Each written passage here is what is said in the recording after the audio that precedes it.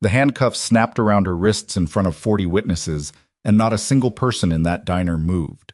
A small-town sheriff had just dragged a woman out of her breakfast booth, slammed her against the counter, and announced to the room that she was being detained for looking suspicious. She hadn't raised her voice. She hadn't resisted. She had simply asked him to state the charge, and that quiet question had cost her. What Sheriff Dale Pruitt didn't know, couldn't have imagined in his worst nightmare, was that the woman he'd just humiliated in front of God and half of Marlow County was the sitting director of the Federal Bureau of Investigation. And the phone he'd just confiscated was already routing an emergency trace to 3 field offices. If this story already has you hooked, do me a favor. Follow my channel so you don't miss how this ends. Hit like and drop a comment telling me what city you're watching from. I want to see exactly how far this story travels. The town of Callaway, Kentucky sat in a fold of the Appalachian foothills, where the roads narrowed and the cell signal thinned and the billboards advertised things that had closed years ago. It was the kind of place that looked like it had made peace with being forgotten, and mostly it had. The county seat, a town called Marlow, had one main street with a diner, a hardware store, a post office that kept irregular hours, and a sheriff's department that operated out of a converted auto garage on the east end of town. Most people drove through Marlow on their way somewhere else. The ones who stopped usually regretted it.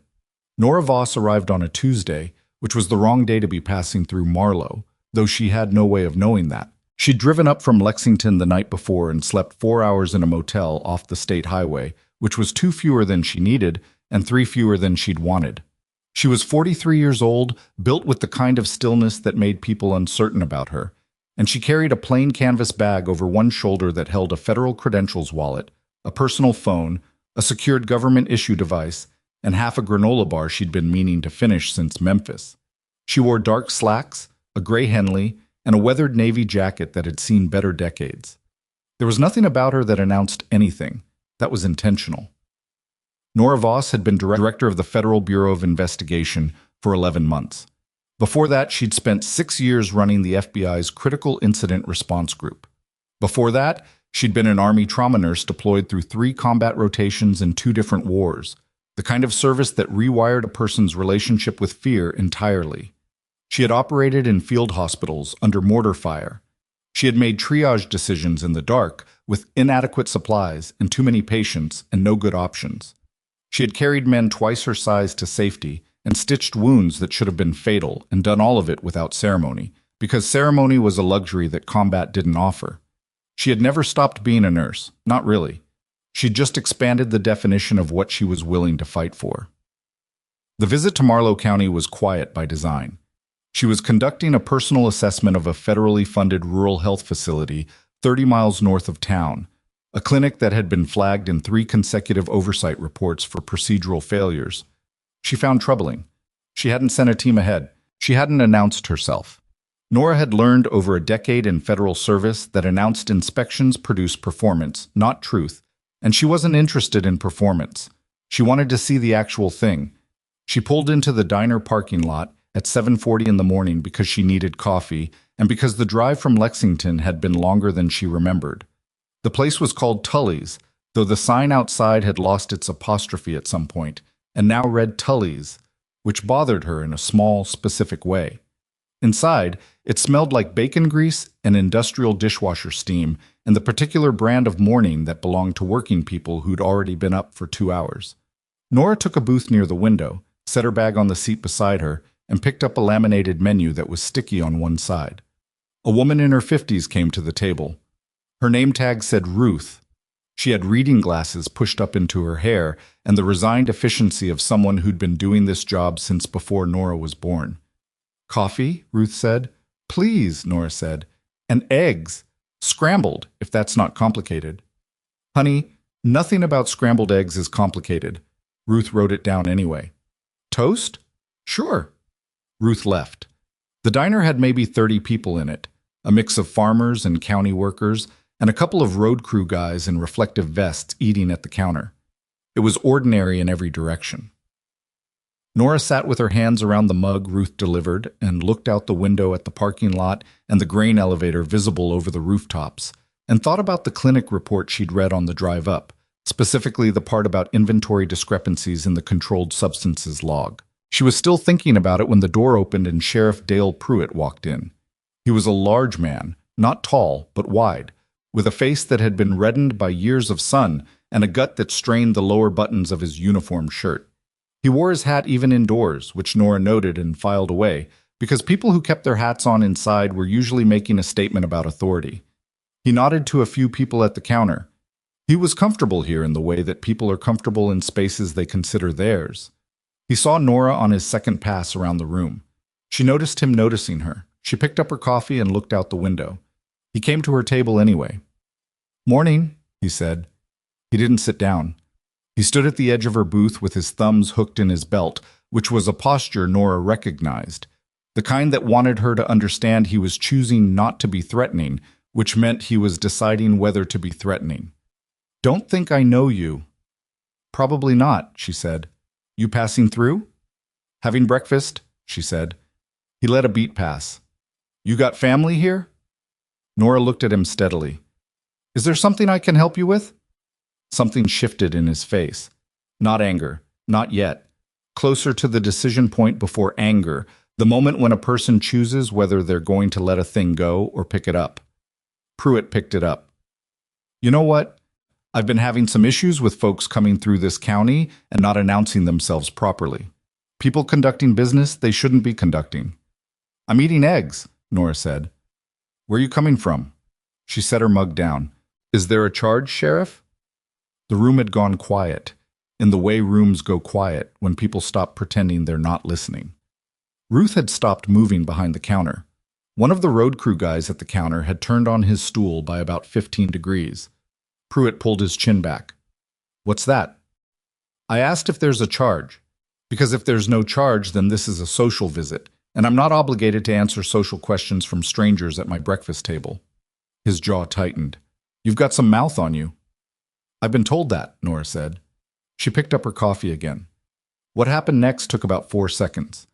Pruitt reached across the table and grabbed her by the arm, pulled her half out of the booth, and told the room she was being detained for suspected suspicious activity. Nora did not fight him. She allowed herself to be pulled upright. She said, in a voice that was entirely level, that he was making a mistake and that he should reconsider before this went any further. Pruitt took that as more defiance. He cuffed her wrists behind her back, there in the middle of Tully's diner, in front of every person in the room.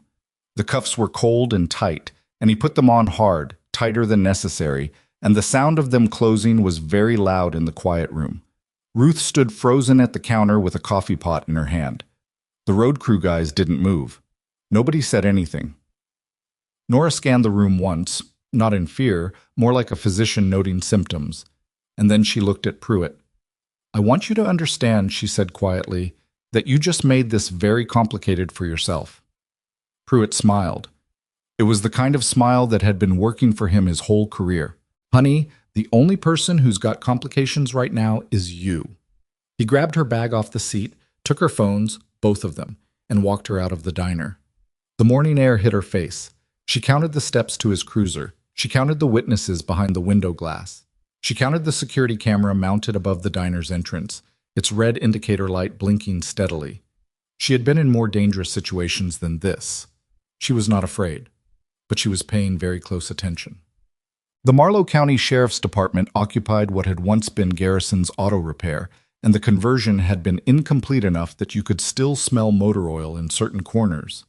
There were 3 holding cells at the back, a booking area with a cracked linoleum floor, a dispatch console that looked 10 years past its service life, and a deputy's desk positioned next to a window that faced the parking lot.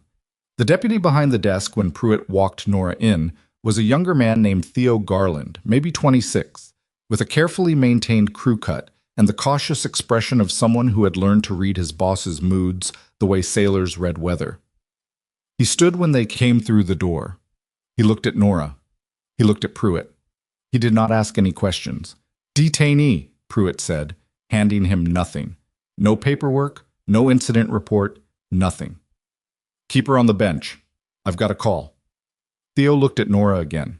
She looked back at him. There was something in her expression he couldn't quite read. Not fear, not anger. Something more like patience. The kind of patience that came from having already seen how something was going to end. Pruitt disappeared into the back. Theo gestured toward a wooden bench against the wall, and Nora sat, her hands cuffed behind her.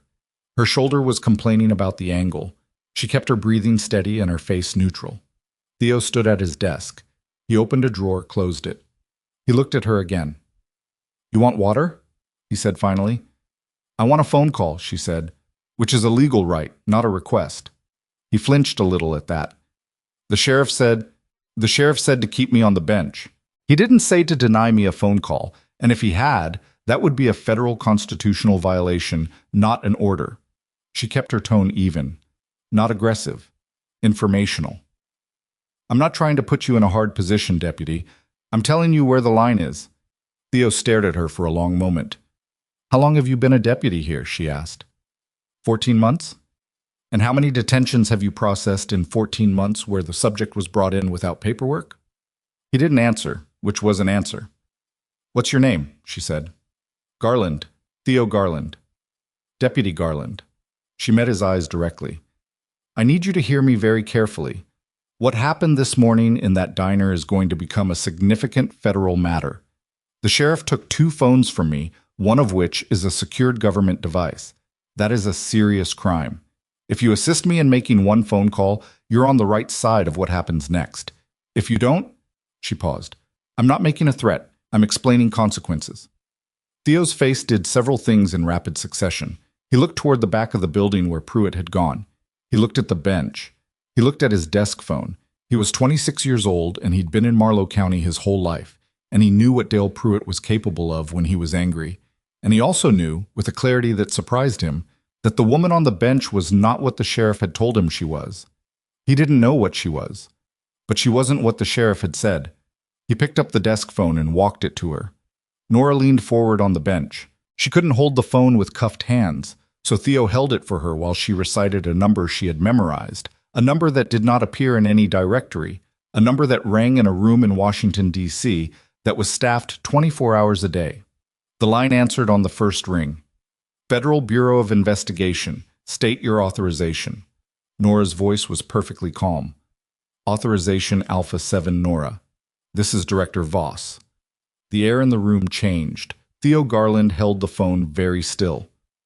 "Director Voss," said the voice on the line, and it had become different, faster, more focused. "We show your primary device offline. Please confirm your location." "Marlow County Sheriff's Department in Callaway, Kentucky. I am in custody. My devices were seized by Sheriff Dale Pruitt. I am unharmed. I need you to begin location trace on my secondary device. It's in the department somewhere and it's active. Do not send extraction until I authorize it. Understood?" "Understood, Director. Logging now." "One more thing." Her eyes cut briefly to Theo, who had gone the color of old plaster. "Flag this for the U.S. Attorney's Office, Eastern District. I want the chain of custody log on this call preserved." "Done, standing by." She looked at Theo. "You can hang it up." He did. His hand wasn't quite steady. "Director," he said. The word came out like it didn't fit in his mouth yet. "Director Voss?" "Yes," she said. You're the director of the FBI." "That's what I said." He sat down on the edge of his desk. He was not having a good morning, and it was going to get worse before it got better. "The sheriff, he doesn't know." No, she said. "He doesn't." "What?" Theo stopped, tried again. "What do you want me to do?" Nora looked at him steadily. Outside, she could faintly hear Pruitt's voice in the back, loud, unhurried, unconcerned. He was talking to someone about a highway incident north of town, some fender situation on Route 9. She could hear the small triumph in his voice. He had put someone in their place. He felt good about his morning. "For right now," Nora said, "I want you to do your job. Process me correctly. Fill out the intake paperwork that should have been filed before I sat down on this bench. Document the time of detention, the location of arrest, and the items seized. Do everything by the book." She paused. "Because when this is over, the only question anyone is going to ask about you, Deputy Garland, is whether you did your job or you helped him do his." Theo picked up a form from his desk. His handwriting was shaky at first, and then it steadied. He wrote down everything she told him, asked the questions he was supposed to ask, and documented the morning with the meticulous care of a man who had suddenly understood exactly how important paperwork was. Nora sat on the bench with her hands cuffed behind her and let him do it. Dale Pruitt came back 20 minutes later in a better mood. The highway situation had resolved itself, which he counted as a sign that the day was going his way. He saw Theo at his desk doing paperwork. Good, the deputy was useful when he had a task. And he saw the woman on the bench, still cuffed, still sitting straight. He didn't like that she was still sitting straight. "Nobody come looking for her?" he said to Theo. "No, sir." Pruitt walked over and stood in front of Nora. He looked her over the way he'd looked her over in the diner, assessing, dismissive, and then he crouched down to put himself at her eye level, which was a technique he used to communicate that he was choosing to meet her where she was, that he could take her down lower if he wanted. "You ready to tell me who you are and why you were in my county?" "I had breakfast," Nora said. "That's all I was doing." "You had attitude." I asked you to state a charge. That's not attitude. That's civics." His face went rigid. He stood back up. "I've got people in this county I'm responsible for, and I don't know you, and you didn't have an answer for me." "What answer were you expecting?" "A name, a reason, a normal response from a normal person." "I gave you normal responses," she said. "You didn't like them because they weren't deferential. That's a different problem, Sheriff." He stared at her. She could see him deciding something. "You know what?" he said. "I think you need a few hours to think about your situation. Maybe that'll improve your attitude." He turned to Theo. "Put her in 3. Theo didn't move immediately, which Pruitt noticed. "Something wrong with your ears, Garland?" Sir, she hasn't been formally charged. I'm detaining her for questioning. That's my right." "Do it!" Theo looked at Nora. Nora gave him the smallest nod. "Do it. It's okay. I'm counting on this." And Theo walked her back to cell 3 and unlocked the door. The cell smelled like concrete and old bleach and had a metal bunk and nothing else. Theo uncuffed her before she went in, which was correct procedure, and he did it without being told. The door clanged shut. Theo stood on the other side for a moment. "I'm sorry," he said, low enough that Pruitt couldn't hear. "You don't need to be sorry," she said. "You need to document that I was placed in a cell without a formal charge at—" She glanced at the wall clock through the cell bars. 9:47 a.m. "Write that down, deputy." He wrote it down. The hours moved the way hours move in small rooms, slow and strange, with nothing to mark them except the sounds from outside the cell. Nora could hear Pruitt's voice periodically, loud and certain, talking to people on the phone, talking to Theo, talking to someone who came through the front door around 11 and left within minutes. She lay on the metal bunk and stared at the ceiling and ran through what she knew. What she knew was this. The FBI Atlanta field office had her location. They had the trace on her secondary device. They were building a response package right now, and when she authorized extraction, they would move within minutes. She had told them not to come until she said so, and she meant it. Because what she wanted was not rescue. What she wanted was evidence. And evidence took time to accumulate. She also knew that Dale Pruitt had done something very specific in that diner. He hadn't just been aggressive, he'd been practiced. The way he'd grabbed her, the way he'd put on the cuffs, tight, punitive. The way he'd scanned the room before he did it, checking for opposition rather than witnesses. That wasn't impulsive. That was a man who had done this before and had not faced consequences. She thought about the intake form. She thought about the people in the diner who'd watched without speaking. She thought about Ruth, the waitress, standing with the coffee pot, frozen. People didn't freeze like that randomly. They froze like that when they'd been trained to freeze, when they'd learned over years that getting involved meant getting hurt. The question was how far back it went and how many people it had touched. Around noon, Theo came to the cell with a paper cup of water and a package of crackers from the vending machine. He passed them through the bars without a word. She took them. He started to leave. "Deputy," she said. He stopped. "Has anyone filed a missing persons flag on an unidentified detainee today?" I'm not sure what you mean." Standard procedure requires that when someone is detained without formal charge, their status gets entered into the county database within 2 hours. It's been, she looked at the clock, 3 hours and 2 minutes. He went back to his desk. She heard him typing. After a while he came back and his face had something new on it. Not exactly fear, more like the specific discomfort of a person who is beginning to understand the full shape of something they'd only been seeing parts of. He didn't enter it, Theo said. No, she agreed. He didn't. She let that sit. How many times has that happened before, she said. That you can document, I mean. Not that you remember. That you can actually prove with a paper trail. Theo didn't answer right away. He looked at the floor. He was 26 years old, and he had a mother in town and a brother who worked at the grain elevator, and he had been telling himself for 14 months that the things he saw in this department were not his business, that everyone had a system, and this was just Marlow County's system, that he should keep his head down. I'd have to look, he said. Then look, she said. You've got time. And Deputy, she waited until he met her eyes. Document what you find, everything, every file, every entry, every discrepancy. If it exists in that system, it can be preserved. And right now, preservation is the most important thing you can do. He went back to his desk. She heard him typing again, and this time the sound was different, more purposeful, like a man who had decided something. Awesome. At 2:15 in the afternoon, Pruitt's radio crackled. There had been an accident on Route 9 after all. A semi had gone sideways across 2 lanes, and there were injuries reported. Pruitt told Theo he was responding and that nobody touched the detainee while he was gone. Nobody touched her.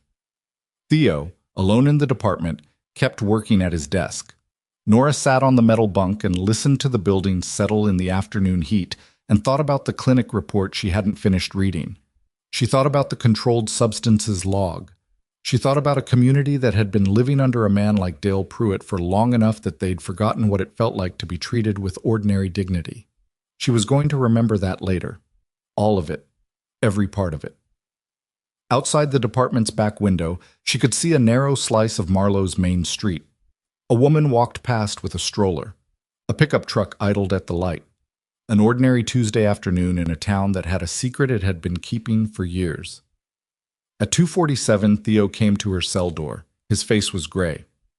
Director Voss, he said, and the title still sounded strange in his mouth. I've been looking at the files.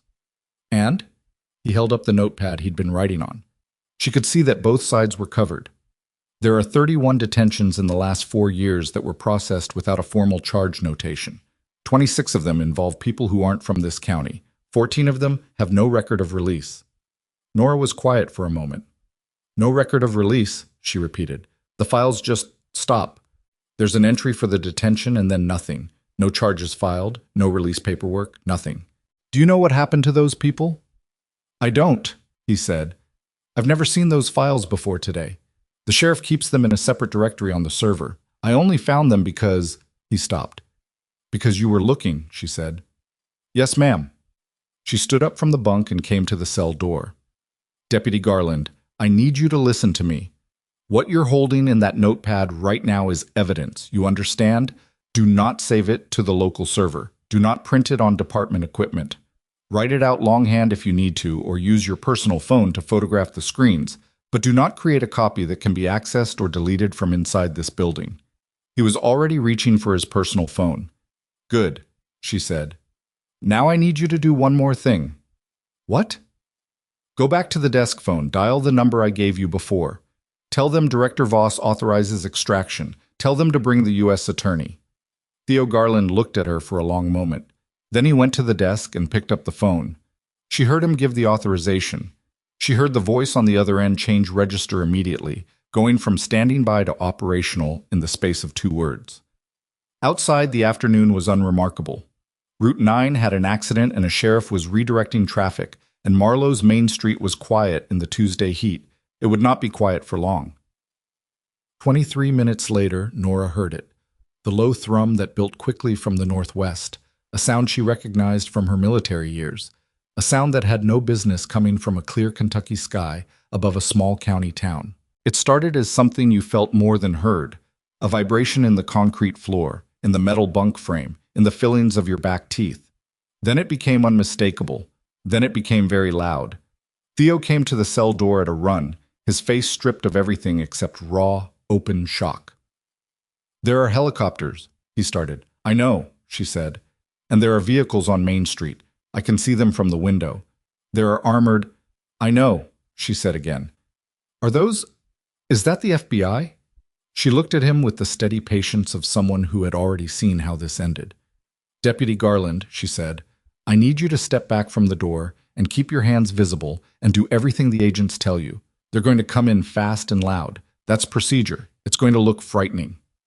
"It already looks frightening," he said. "That's because you've never seen a federal extraction before." She reached through the bars and put a hand briefly on his shoulder. "You did the right thing today. Every step of it. Remember that." Theo nodded. His hands were shaking. The front door of the Marlow County Sheriff's Department, which had once been Garrison's auto repair, blew inward with a sound like a car crash, and the building filled with voices and movement and the specific organized chaos of people who had rehearsed for exactly this. And somewhere on Route 9, Dale Pruitt's radio was going to tell him to return to the department immediately, and he was going to think it was about the accident, and he was going to walk through that door in 4 minutes with no idea that everything he'd built in this county over 15 years had just collapsed behind him while he was gone. The agents came in the way Nora had described, fast and loud, and with the kind of coordinated certainty that left no room for argument. 6 of them through the front, 2 through the back, weapons raised, and voices clipped and sharp, announcing themselves with the authority of people who had every legal right to be exactly where they were.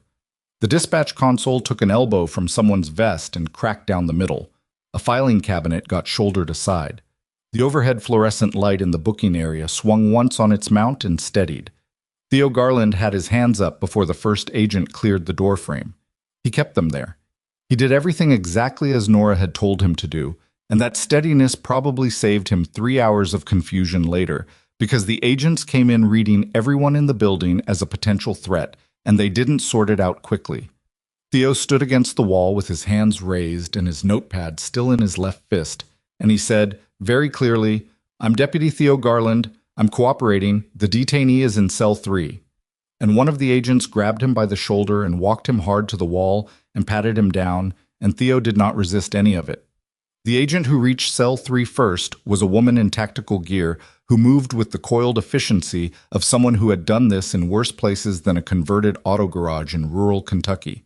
She had the cell door open in under 15 seconds. She looked at Nora. No cuffs, standing at the back of the cell, jacket still on, hands visible, and said, "Director Voss, Special Agent Carla Dent, Atlanta Field Office. Are you injured?" "No," Nora said, "but my shoulder's been complaining for 3 hours. The cuffs were tight."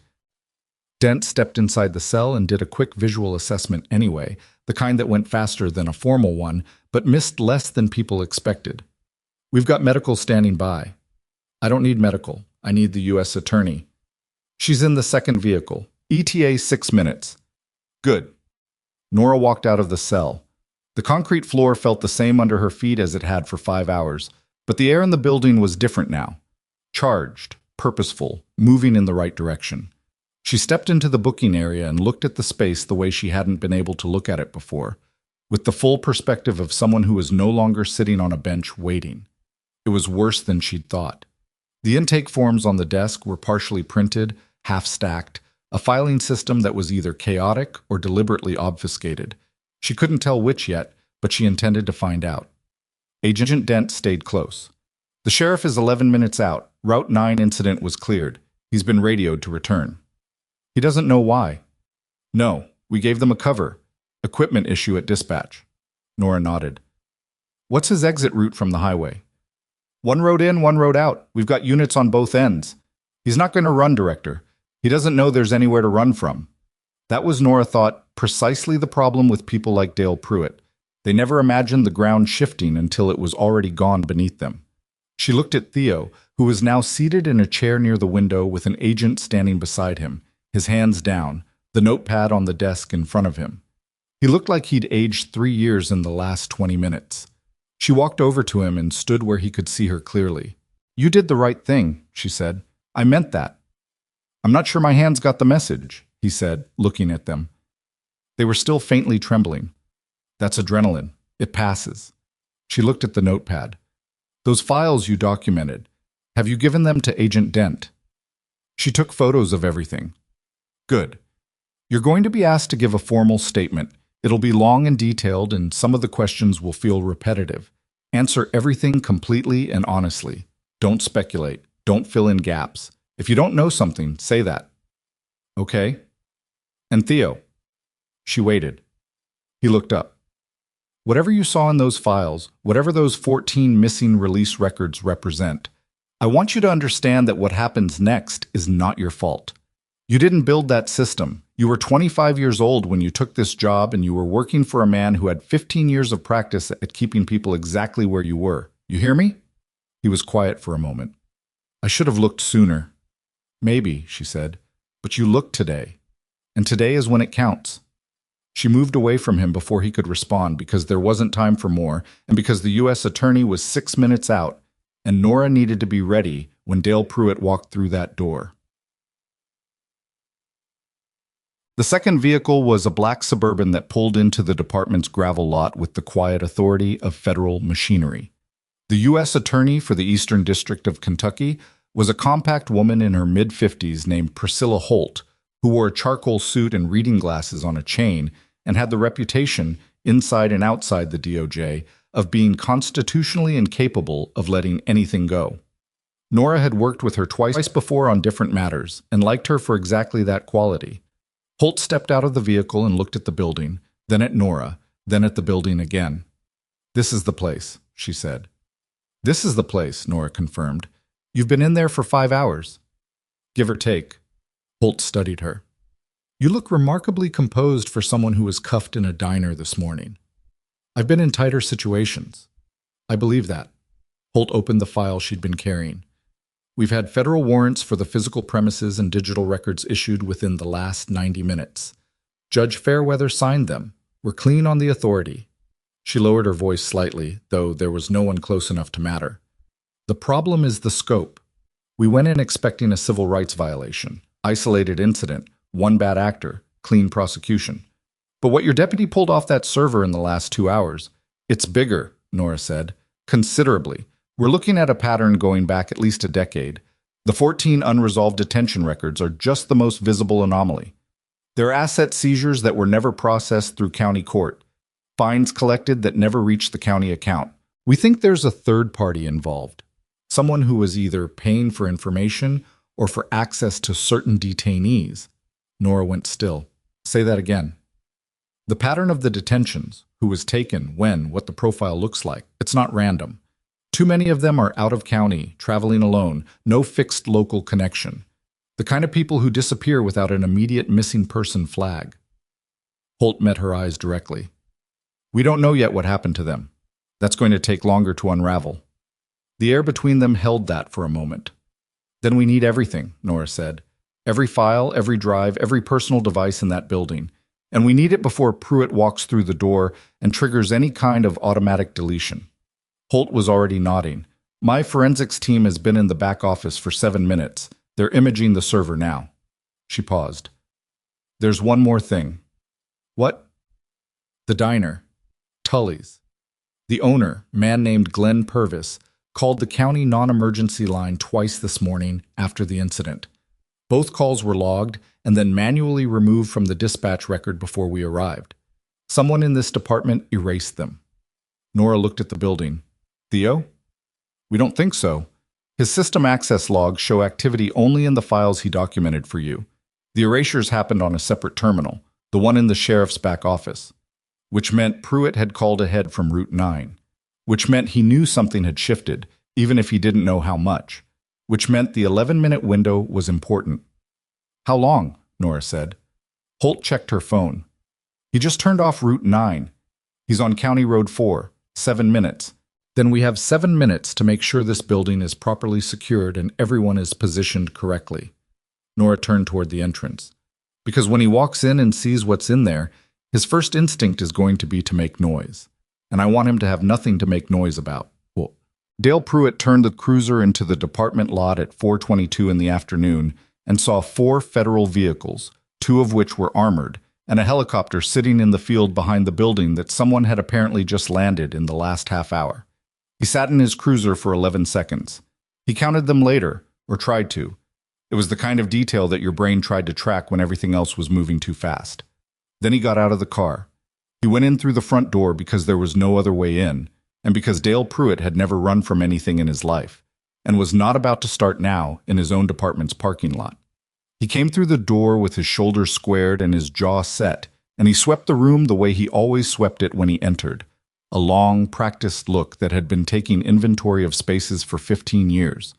What he saw was federal agents at every station, his dispatch console being photographed by a woman in a forensics vest. Theo Garland sitting against the wall with his face arranged in a way that Pruitt couldn't immediately read.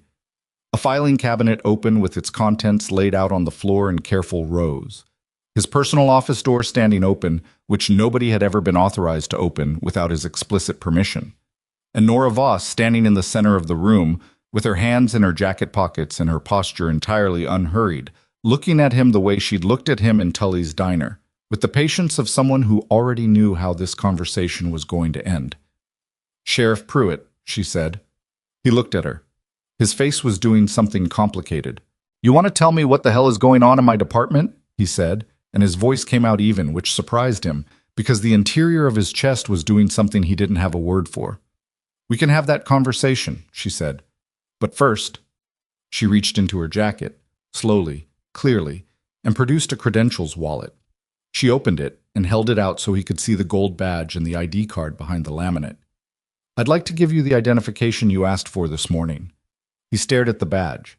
FBI Director, the name Nora Voss, the photograph that was unmistakably the woman in front of him. His face changed. It didn't collapse. Pruitt was too experienced for a complete, immediate collapse. But something behind his eyes went out, like a pilot light, quietly, without drama. He had spent 15 years making himself the most powerful person in every room he entered in Marlow County, and in approximately 90 seconds, he had become the least powerful person in a room inside his own building. "I told you," she said quietly, "to reconsider." He said nothing. Agent Dent appeared at Nora's shoulder. "Sheriff Pruitt, I'm Special Agent Dent, FBI Atlanta. I need you to remove your firearm and place it on the desk. We have a federal warrant to secure all weapons belonging to department personnel pending investigation." Pruitt looked at Dent. He looked at Nora. He looked at Theo, who was staring at the floor. Very slowly, he removed his sidearm and set it on the desk. "Am I under arrest?" he said. His voice had changed. Not broken, not yet. But there was something careful in it now, something that understood it needed to be careful.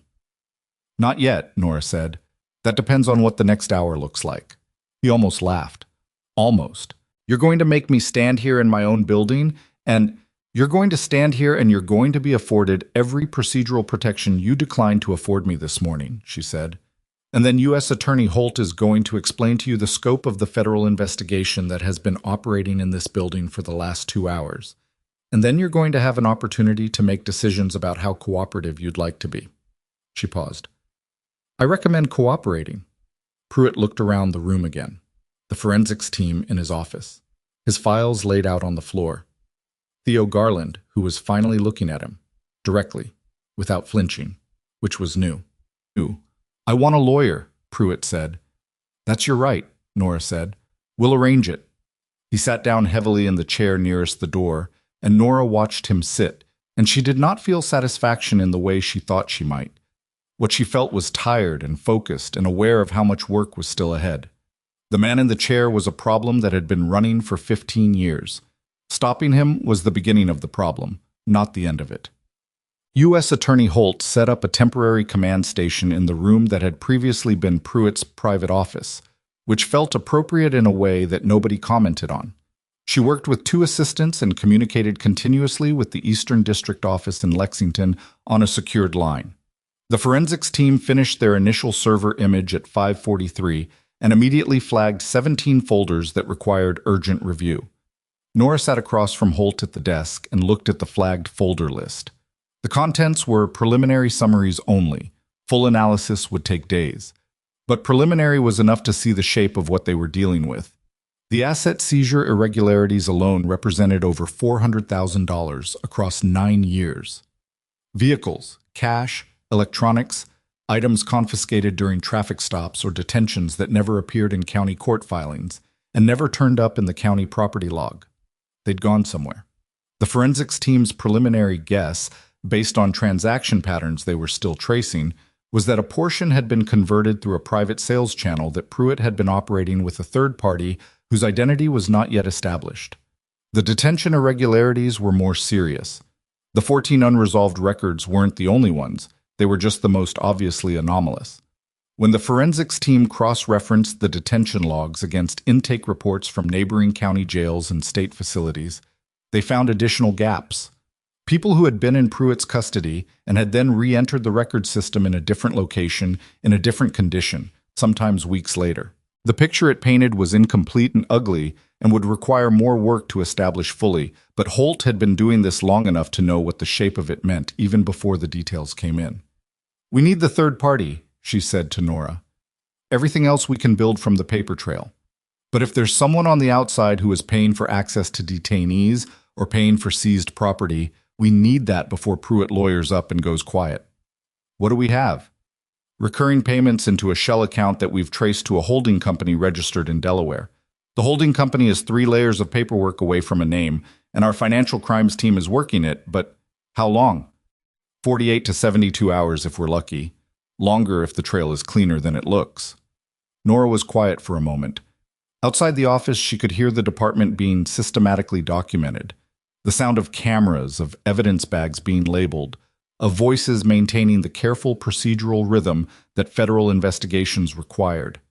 "What about the diner?" she said. "The witnesses." Holt made a note. "Canvassing team is going there now. We've already spoken with the owner, Glenn Purvis. He's willing to cooperate, the woman who served you, Ruth. We haven't reached her yet. We're told she left after her shift at noon." Holt looked at Nora over her reading glasses. "We'll find her." Nora thought about Ruth standing frozen with the coffee pot, the way none of the customers had moved, the particular practiced stillness of people who had learned not to. "Start with the people who've been through his system," Nora said, "the ones with unresolved records who are still in the county.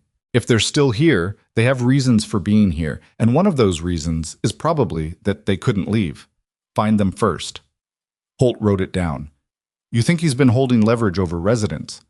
I think a man doesn't run a department like this for 15 years without building a structure around it. The detentions aren't just financial. Some of them are control." She stood up. "I need an hour. I need to talk to Theo Garland." Holt nodded. "He's been cleared as a witness. He's not going anywhere." Theo was in the back of one of the Suburbans, drinking bad coffee from a thermos one of the agents had handed him when Nora climbed in and sat across from him. The interior of the vehicle smelled like equipment and nylon, and the light was dim with the sun going down behind the hills to the west. Outside, the building had its lights on, and federal agents were moving in and out in a steady rhythm. Theo looked younger in this light, tired in the way people are tired when they've been running on fear all day and it's finally starting to metabolize. "Tell me about the people in town," Nora said. "Not the files. The people." He wrapped both hands around the thermos. "What do you want to know?" "Who did he go after, specifically? The ones you saw personally?" He thought about it. "There was a woman about 2 years ago. Name was Donna Speak. She ran a food truck on Route 9, weekends mostly. Pruitt cited her 3 times in 1 month for equipment violations that were..." He stopped. "The violations weren't real. I pulled the actual codes. Nothing she had was out of compliance. She closed up after the 3rd citation. I think she moved." "What about men?"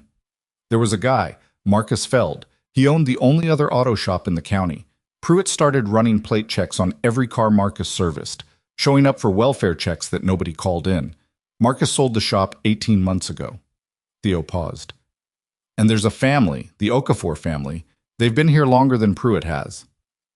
"Kwame Okafor. He's tried to run for county commissioner twice. Both times someone filed an objection to his residency documentation at the last minute.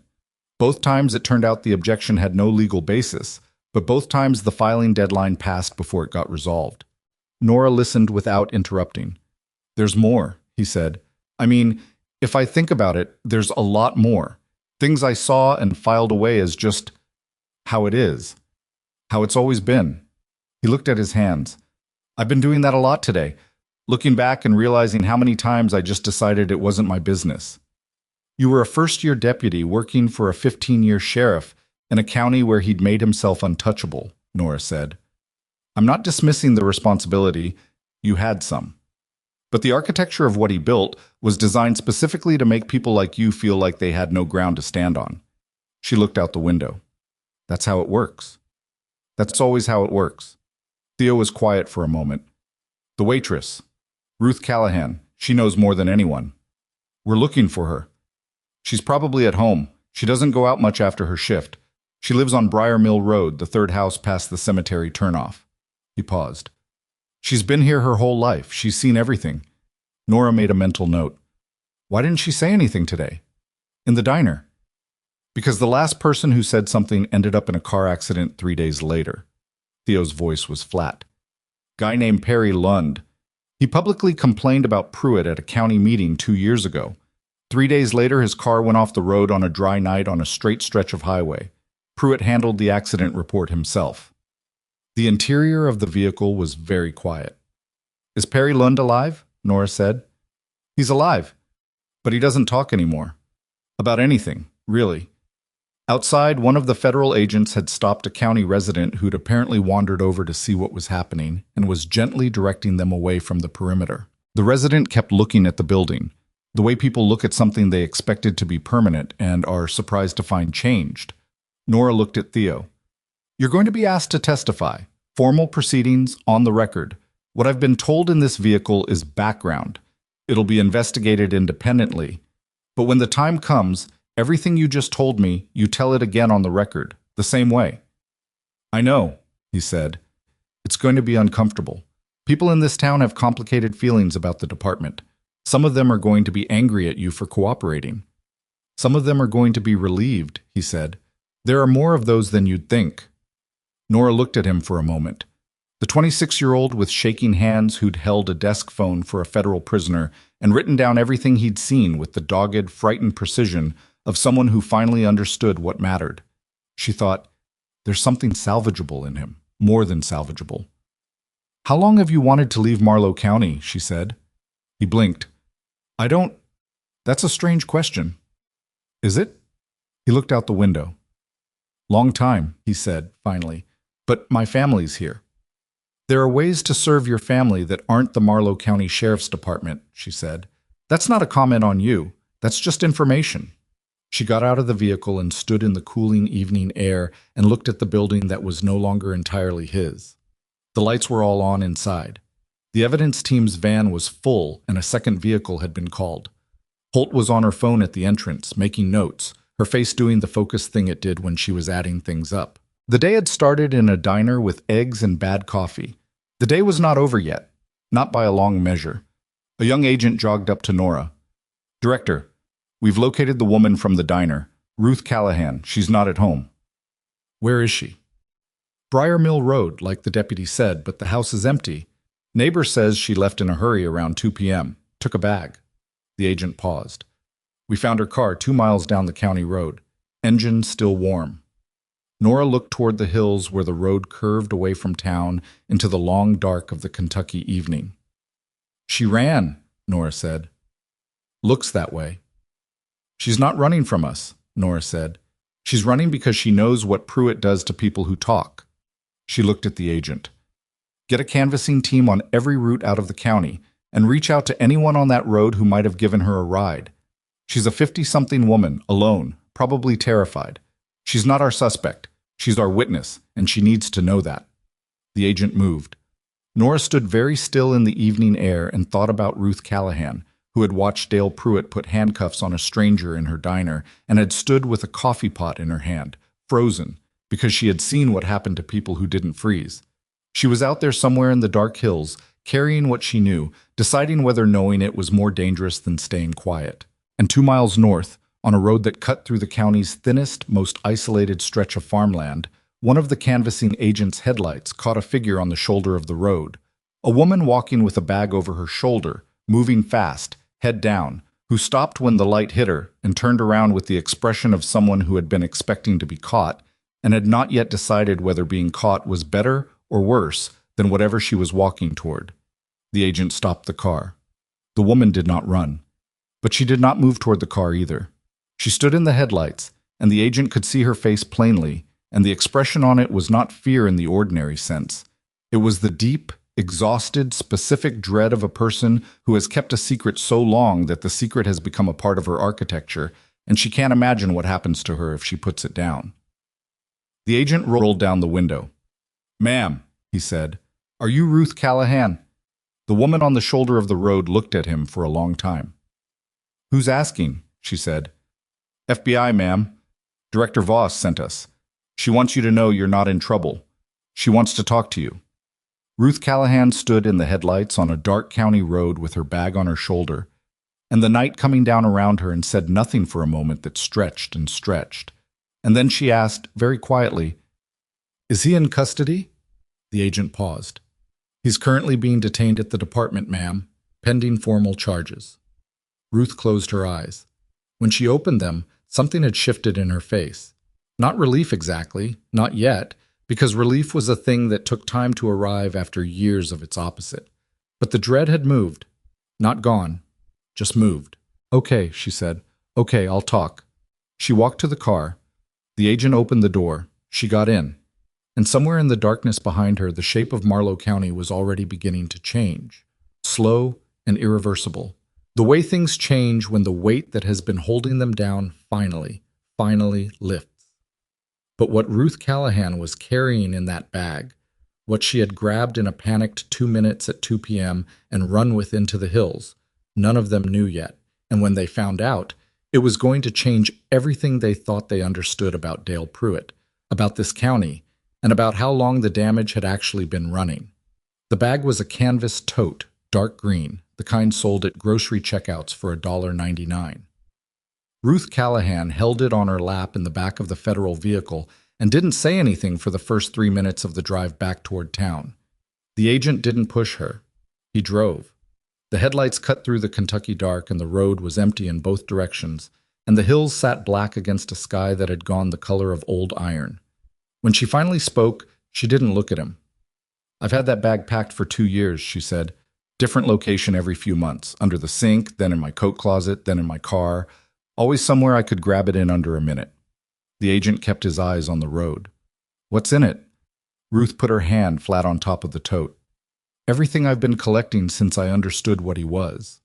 She didn't say anything else until they pulled into the department lot and she saw the federal vehicles and the lights on inside the building and a forensics agent carrying a sealed box out through the front door. She watched all of it from the window with an expression that was still working through what it meant, that the thing she'd been waiting for had actually arrived. Nora was at the entrance when the agent brought Ruth in. She looked at the older woman, the reading glasses still pushed up into her hair, the sensible shoes, the canvas tote held against her chest like something she'd been guarding. And she understood immediately that Ruth Callahan was not a person who needed to be managed. She needed to be heard. "Is there somewhere quiet?" Ruth said. "Yes," Nora said. They used a room at the back of the building that had a table and 2 chairs and nothing else, and Nora brought Ruth a cup of water and sat across from her and waited. Ruth set the bag on the table. "I started keeping records in my own way after Perry Lund's accident," she said. "I knew what that was. Perry wasn't a good driver, but he wasn't a bad one, and that road was straight and dry, and he knew it better than his own driveway. I knew what Dale Pruitt had done." She opened the bag. "So I started writing things down." What came out of the bag was not what Nora had expected, though she wasn't sure what she had expected. There were 2 composition notebooks, their covers warped from humidity. A manila envelope that had been sealed and resealed multiple times, the edges reinforced with extra tape. A stack of photographs printed on home equipment, slightly pixelated but clear enough. And a small external hard drive, the old kind, the size of a deck of cards. "The notebooks are dates and descriptions," Ruth said. "Things I saw. People I served in that diner who ended up in Dale's system. I wrote down names when I knew them, physical descriptions when I didn't. I wrote down what Dale said to people, what he did when he thought nobody was watching, which he usually thought in Tully's, because in Tully's he felt comfortable." She paused. "People are stupid in places where they feel comfortable." "The photographs?" Nora said. "I had a phone with a good camera. I learned to hold it below the counter." Ruth spread the photos on the table. They were taken from low angles, partially obscured by condiment holders and napkin dispensers, but they were clear enough. Dale Pruitt in a booth with a man Nora didn't recognize, passing something across the table, a small envelope or a folded paper. It was hard to tell. Dale Pruitt speaking on his phone just outside the diner's front window, unaware he was being photographed through the glass. Dale Pruitt and another man Nora had never seen, standing beside a vehicle in the diner's parking lot at what appeared to be night, the security light catching them both clearly enough for identification. "Who is he?" Nora said, pointing to the man in the parking lot photo. Ruth folded her hands on the table. "His name is Garrett Sims. He runs a private transport company out of Harlan County. Or he says he does. What I know from listening over the years is that he and Dale had an arrangement. Dale would send him certain people who came through and didn't have anyone looking for them. Sims would take them somewhere." She looked at Nora directly. "I don't know where. I've never been able to find out where." The room was very quiet. Nora looked at the photograph. Garrett Sims was a large man, heavy-set, wearing a jacket that had a logo she couldn't quite read at this resolution. He was looking at Pruitt with the comfortable familiarity of a long business relationship. "The hard drive," Nora said. "It's audio," Ruth said. "I found a used recorder at a garage sale 6 years ago. Small enough to fit in my apron pocket. I've been leaving it running during Pruitt's regular visits." She looked at the device. "I don't know what's useful and what isn't. I'm not a lawyer. But there are conversations on there that I've listened to enough times to know they're not nothing." Nora picked up the hard drive and held it for a moment, feeling the weight of it. Not heavy, nothing dramatic, just a small rectangle of plastic and metal that might contain the difference between a conviction and a question mark. "Ruth," she said, "this is evidence, all of it. You understand that giving it to me means it enters a federal chain of custody and you can't take it back." "I know," Ruth said. "I've been waiting to give it to someone for 2 years. I just needed to make sure it was the right someone." She looked at Nora. "This morning when he put those cuffs on you and you didn't flinch, I thought, okay, maybe that's her." Nora set the hard drive down carefully. "I'm going to need you to sign a voluntary evidence transfer form," she said, "and then I'm going to need you to give a formal statement, everything you just told me, in full, on record, tonight, if you're willing." "I'm willing," Ruth said. "I've been willing for 2 years. I just needed to not be alone in it." The audio files were assigned to the forensics team at 9 p.m., and the first preliminary analysis came back inside an hour, which was faster than anyone expected, and which Holt later attributed to the fact that Ruth had organized the recordings by date in labeled folders with handwritten notes attached, which was the kind of meticulous, self-taught record-keeping that professional evidence analysts found both surprising and enormously useful. The second recording in the third folder contained 47 seconds of conversation between Dale Pruitt and an unidentified male voice that the analysts flagged immediately and brought directly to Holt and Nora. Holt played it on a laptop in the makeshift command room, the volume up, the room quiet except for the fan of the forensics equipment running in the corner. The recording was muffled, captured through diner noise and apron fabric, but the voices were distinct enough. Pruitt's was unmistakable. "He came in on his own. Nobody's looking for him." The other voice, lower. "Same arrangement?" "Same arrangement, Tuesday night, east side. Bring your own paperwork." A pause, the sound of cups being moved. "How many this quarter?" Pruitt's voice. 3. Could be 4 if the woman on Route 9 doesn't take the hint. The recording ended. Holt closed the laptop. The room held what it had just heard for a moment. "Garrett Sims," Nora said. "We're running the voice now," the analyst said. "But yes, the timeline matches the parking lot photograph. This recording is from 18 months ago." "Same arrangement," Holt said. She wasn't speaking to anyone specifically. She was thinking out loud, which she did when things were moving fast. "Paperwork he brings himself. 3, possibly 4 people in a quarter." She looked at Nora. "This isn't just profiting from seized assets. He was selling access to people." "Where is Garrett Sims right now?" Nora said. Agent Dent looked up from the laptop she'd been working at. "We ran his transport company 40 minutes ago. Business address in Harlan County, registered 3 vehicles, clean commercial license. But the business address is a mailbox service. There's no physical office. The vehicles are registered to a secondary LLC." She paused. "He's not in the county. His last known address is a property in Letcher County, 40 miles east. We've requested a locate from the Letcher County Sheriff's Office." "Don't go through the county sheriff," Nora said immediately. "We don't know who Pruitt was talking to outside his own department.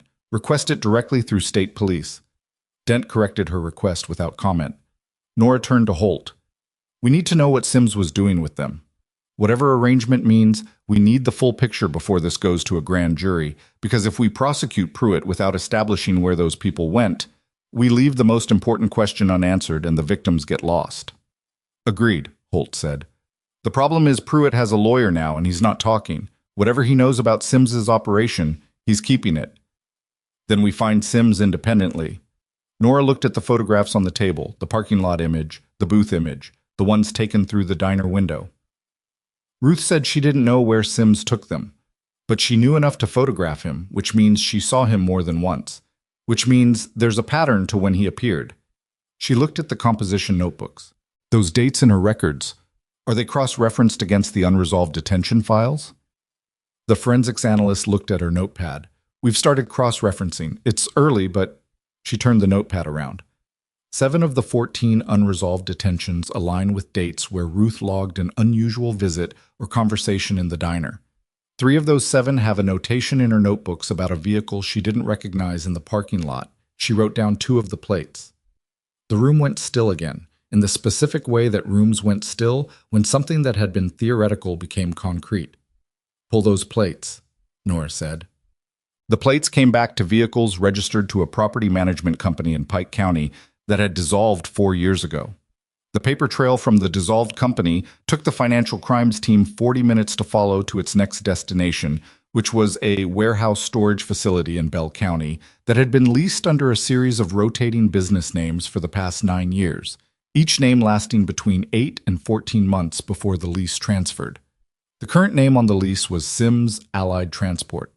State police were already en route to the Bell County facility when the second piece of information arrived, this one from the voice analysis team in Washington. The voice on Ruth's recording matched, with 87% confidence, which was high enough to act on. A man named Garrett Lyle Sims, age 51, who had 2 prior federal charges that had both been resolved without conviction, one in Ohio and one in Tennessee, both involving transportation of persons across state lines. Both dropped when witnesses declined to testify. 87% and 2 prior dropped charges. Nora looked at the profile photo on Dent's screen. Sims had the broad, unremarkable face of a man who understood the value of being forgettable. Heavy through the jaw, small eyes, the kind of build that suggested physical confidence without being overtly threatening. He'd been good at this for a long time, which meant he was careful, which meant the Bell County facility might be clean. But Bell County was 40 miles from Marlow, which was the right distance to be useful without being obvious, and the warehouse had been under continuous lease for 9 years, which was a long time to maintain a property you didn't use for something. Do we have eyes on the facility? Nora said. State police helicopter is 30 minutes out, Dent said. They'll do an aerial pass before ground approach. Tell them to hold ground approach until we've got federal units on scene. I don't want a state team going into that building without us. And I don't want anyone going in without the right support. She paused. We don't know what's in there. Nobody said what they were all thinking, which was that they had a very specific theory about what might be in there, and that the theory was one of the worst things any of them worked cases involving. Nora stepped out of the command room and stood in the booking area of the department. The building had quieted some over the past 2 hours. The initial controlled chaos of a federal entry had settled into the focused, methodical rhythm of an investigation that knew what it was looking for and was organized around finding it. The forensics team was still working. An agent was photographing the remaining files. Theo Garland was in the break room with a second agent, still giving his statement, his voice audible through the thin wall. Pruitt was in cell 1, which had a quality of poetic correctness that Nora declined to dwell on because she was not in the business of poetic correctness. He was in cell 1 because it was the most secure location on the premises until they could arrange transport, which wouldn't happen until the U.S. attorney had completed the initial evidentiary inventory. He had been given access to his attorney via phone and had not spoken since, which was the right call from a legal defense standpoint and also the most frustrating possible outcome for the investigation. Nora stood in the booking area and listened to the building work and thought about the people in Ruth's notebooks, the names, the descriptions, the dates, and about what happened to people who were moved through a system designed to make them invisible. She had been a trauma nurse before she was anything else. She had learned in that life that the difference between a manageable situation and an unrecoverable one was usually time. How long since the injury? How long since the airway closed? How long since the blood pressure dropped below the threshold where intervention was still possible? She thought about how long this had been running. 9 years on the Bell County lease, 14 unresolved detentions, 2 prior federal charges against Garrett Sims that had disappeared when witnesses decided the risk wasn't worth it. Time was the thing. It was always the thing. Her phone buzzed. It was Dent. "Ariel is up," Dent said. "They're over the Bell County facility now." "What do they see?" A pause. The pause was 3 seconds longer than it should have been, and Nora felt the 3 seconds in her sternum. "There are 3 vehicles on site," Dent said. "One of them matches a description of a vehicle registered to Sims Allied Transport. There are lights on inside the main structure." "Someone's there," Nora said. "Yes, and Director—" Another pause. "The thermal imaging is picking up multiple heat signatures inside the building. Not 1 or 2. Multiple." Nora was already moving toward the command room. "How many?"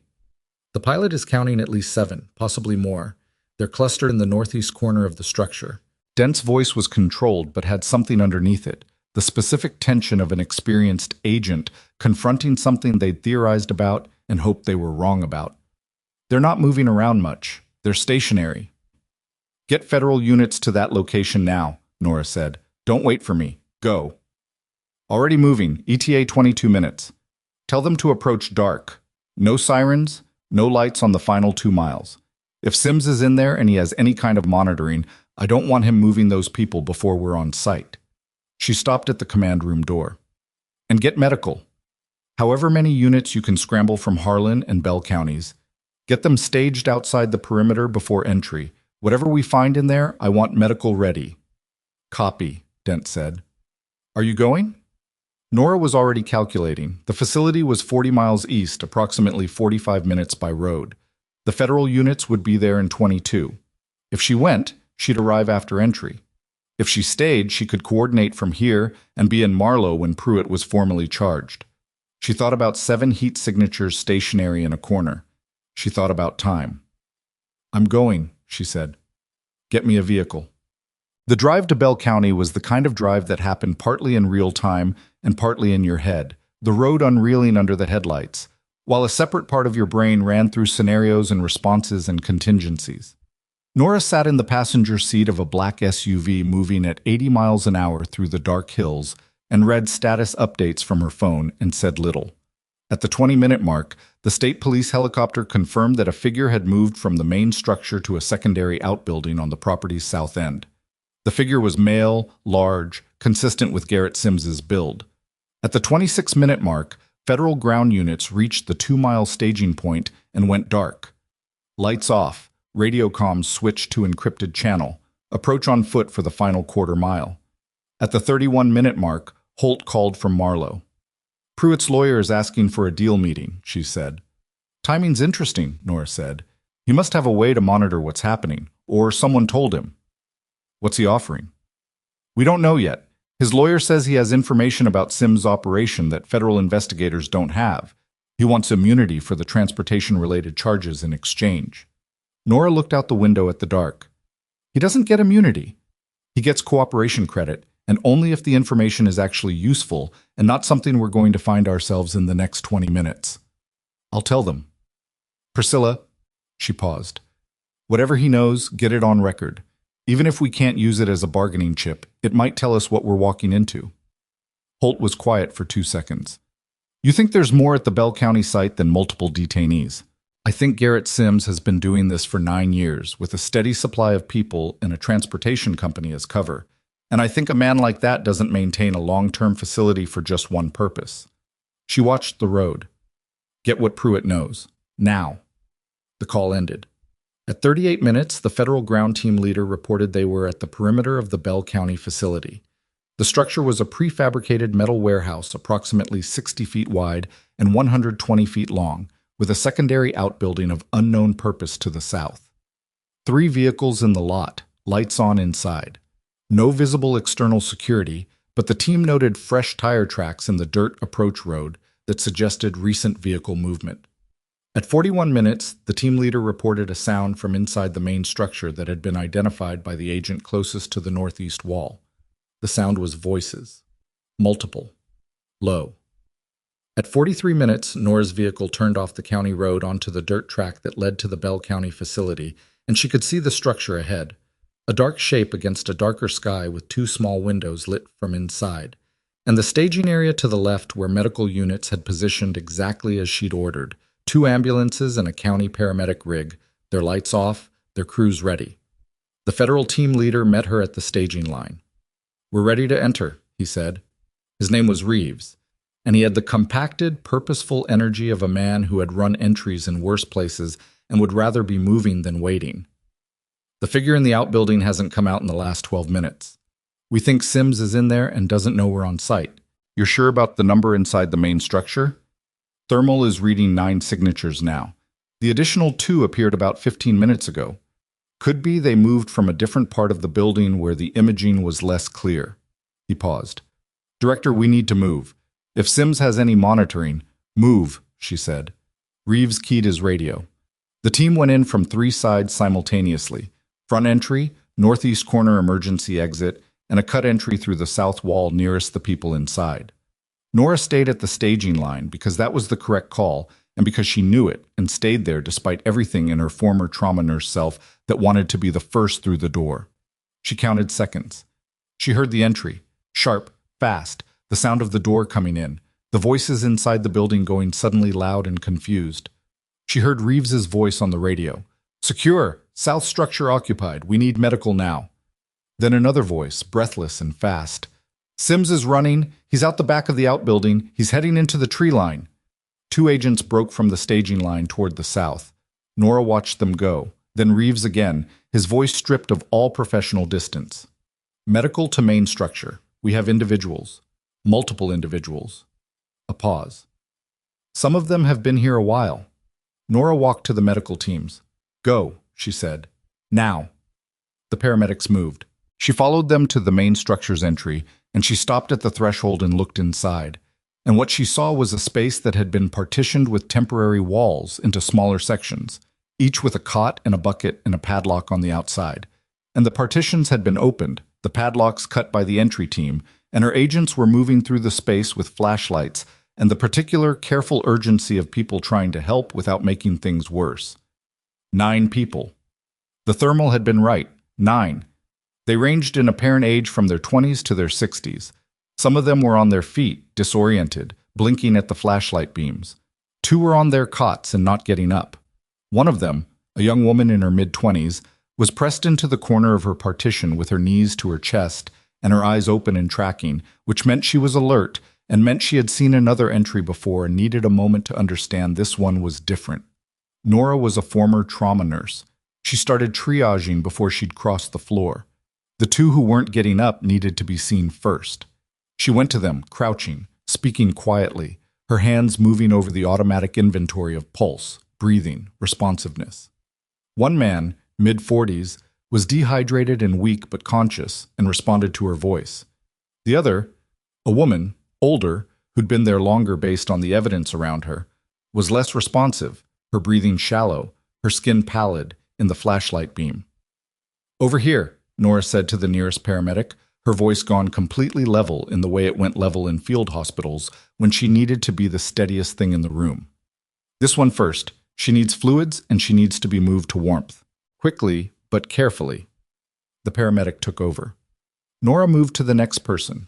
She worked through all 9 in the next 14 minutes, with the paramedics following her assessment, and by the end of it she knew who needed the hospital tonight, and who could be stabilized on scene and who could walk. And she knew this not because she was the FBI director, but because she had done this before, in dirtier places, with fewer supplies, and the knowledge was in her hands before it was in her head. What she didn't know, not yet, not with any clarity, was who these 9 people were, or how long they'd been in this building, or what exactly had been done to them, or why. That was going to take time and medical evaluation and patient conversations that couldn't happen in a warehouse in Bell County at 11 p.m. But she knew one other thing. Reeves came to her elbow as the last of the 9 was being helped toward the ambulances. "Sims?" she said. "He's in the tree line," Reeves said. "We've got 2 agents and state police in pursuit on foot. He knows this terrain. He's been using this property for years." "He knows it," she said, "but he's running in the dark. How far does the terrain go before it opens up?" "About a mile east, there's a creek crossing. Beyond that, it's open farmland." Put a unit at the creek, she said. He's going to try to cross. Reeves was already on his radio. Nora stood at the entrance of the building and looked back inside, at the space that had held 9 people and the evidence of however long it had held them, the careful arrangements of the cots, the marks on the partitions, the small specific accumulations of objects that people gathered when they were trying to create some semblance of continuity in impossible circumstances. A book, worn soft. A piece of fabric knotted around a cot frame. Names scratched into the temporary wall in the second partition, not deeply, not defiantly, just present, just there. A record that said, "I was here." She took a photograph of the names with her phone. Then her radio cracked. It was the agent at the creek crossing, his voice stripped of everything except pure, unprocessed shock. "Director, we have Sims at the creek. He didn't stop when we ordered him to stop. He went into the water." A pause. "The current is strong. We can't see him." Another voice, farther from the radio. "There! He's down. He went under." Then nothing but the sound of moving water and the agents calling to each other in the dark. Nora stood very still. If Garrett Sims drowned in that creek, everything he knew about where those 9 people had come from, about the full extent of the network, about who else might be running operations like this in other counties, about the buyers or the clients or whatever word applied to whoever had been on the receiving end of Dale Pruitt's arrangements, went with him into the water. And the 9 people in the ambulances would never know the full shape of what had been done to them, or why. She keyed her radio. "All units downstream from the creek crossing, activate now. I need every available light on that water, and get a rescue diver if there's one within 40 miles. She paused. "We need him alive." The radio erupted with movement and response, and Nora stood at the entrance to the warehouse with the photograph of scratched names on her phone and the sound of the creek somewhere in the dark beyond the tree line, carrying what might be the last piece of the answer downstream into the night. They pulled Garrett Sims out of the creek 40 yards downstream from where he went in. He was alive, barely, and not gracefully. He'd gone under twice, and the second time he'd come up grabbing at a root system that jutted from the bank, and the state police officer who reached him first had to wade in thigh-deep to get a grip on his jacket collar and drag him onto the mudflat on the eastern bank. Sims was coughing creek water and shaking and had a gash across his forearm from something beneath the surface, and none of it was the cinematic surrender of a man who had made peace with being caught. It was wet and ugly, and he was still fighting even when there was nothing left to fight with, kicking against the mud as the officer pinned his wrists, cursing in short, broken bursts between coughs. The agents cuffed him on the bank. They did it correctly, which Nora noted when she arrived at the creek's edge 2 minutes later and looked down at the scene below her. The mud, the flashlight beams. Sims on his stomach with his hands behind his back and his face turned sideways against the bank, still breathing hard. She stood at the top of the bank and looked at him for a long moment. He looked back at her. His eyes were small and dark and working, calculating, even now, even cuffed and wet and caught, trying to figure out what the angle was. There was no angle. But she understood the instinct. Men like Sims didn't survive 9 years of this by accepting that there was ever no angle. "Get him medical," she said to the nearest agent. "He needs that arm looked at, and I want a full evaluation before anyone questions him. I want it on record that he was in good condition when we began." The agent nodded. Sims said nothing. The fight had gone out of him physically. He stopped moving against the cuffs, but the eyes stayed active, and she filed that away. The eyes meant he was still working, which meant he might talk eventually if he decided talking served him. That was something. She climbed back up the bank and called Holt. "We have Sims," she said. "He's in custody. He needs medical before questioning. Minor injuries, nothing serious. I want to hold the interview until morning. He's been through a physical event, and I want him clear-headed when we start." "Understood," Holt said. Pruitt's lawyer came back with a revised offer. "What did he give you?" "Enough to be interesting." Holt's voice had that particular quality it got when she was being careful. Precise, slightly slower than her normal pace. "He claims there were additional locations, not just Bell County. He says Sims operated 2 facilities, possibly 3. Bell County was the holding point. There was a transfer location he used to move people before." She stopped. "Before what?" "Before they went further," Holt said. He was vague on the further. That's the part his lawyer is using as leverage. He says Pruitt knows more about the full operation than he's let on, but he won't give it without immunity for the transportation charges. Nora turned away from the creek and walked toward the staging area where the medical teams were still working. In the distance, she could see the lights of the ambulances through the tree line, could see people moving around them. 9 people. Still being evaluated, still being stabilized, still in the first hour of whatever came after a place like that. Tell his lawyer he gets cooperation credit, she said. No immunity on transportation. The cooperation credit is real. It can meaningfully reduce his exposure, but only if the information is independently verifiable and only if he gives it tonight before we find it ourselves. Because we will find it ourselves, Priscilla. It's only a question of whether he's useful before or after. I'll pass it along. And tell his lawyer one more thing, she paused. If there are other locations, and people are in them, and Pruitt knows where they are and sits on that information while we spend days locating them ourselves, no judge in this district is going to look favorably on that. That's not a threat. That's physics. She ended the call and stood in the dark for a moment, looking at the sky. The iron color had gone and it was fully dark now, a clear night, more stars than she usually saw in Washington. She breathed the cold air and thought about the 9 people in the ambulances and about what it meant to find someone after a long time in a dark place, and about whether finding them was enough. It was the beginning of enough. It was not the whole thing. She went back to work. The Bell County facility's full inventory took the overnight forensics team until nearly 4 in the morning.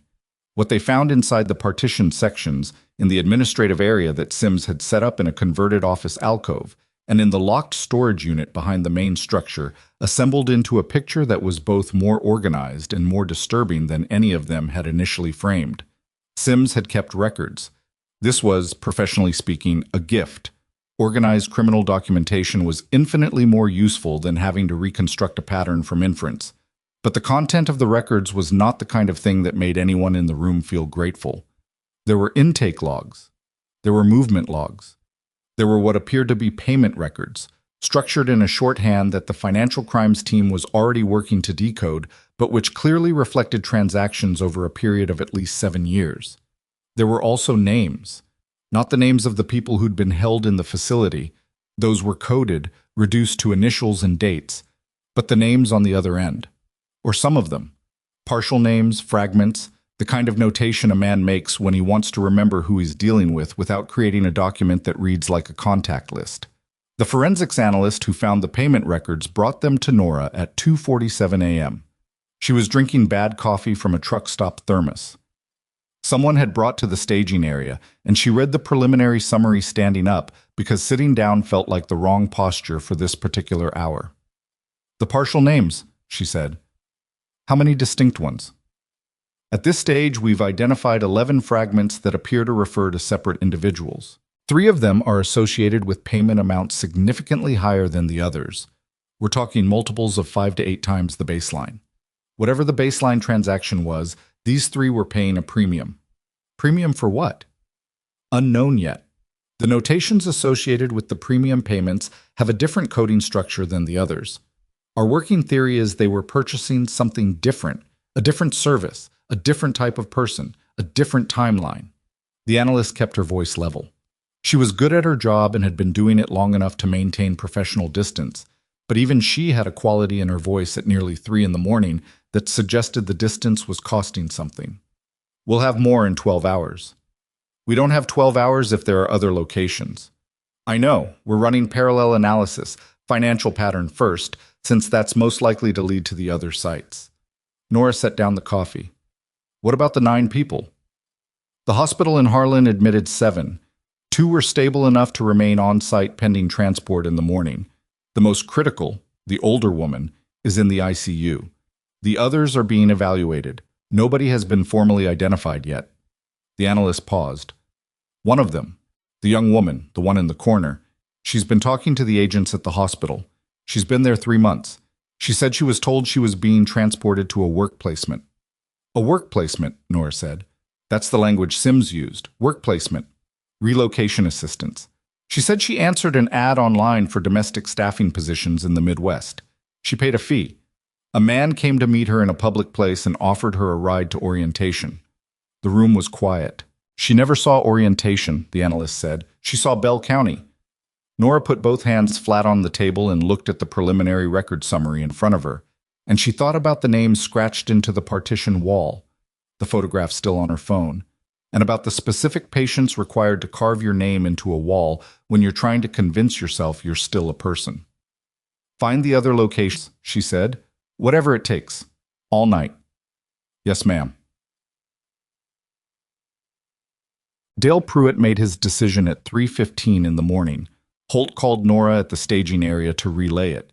His lawyer had gone back and forth 3 times between Pruitt's cell and the phone in the command room, and each time the offer had shifted slightly, narrower, more specific, more clearly, the offer of a man who understood the ground was gone and was now trying to determine exactly how far he'd fall. The final version dropped the immunity demand entirely. What Pruitt wanted in exchange for full cooperation was a prosecution recommendation that acknowledged his assistance, a formal, written acknowledgement from the U.S. Attorney's Office that he had provided material aid to a federal investigation involving human trafficking, not freedom, not immunity, a letter. He wants something he can show a judge, Holt said.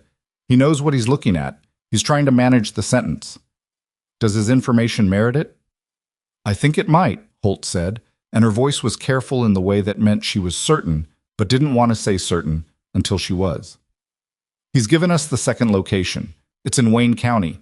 A different property, different structure, but the same operational pattern.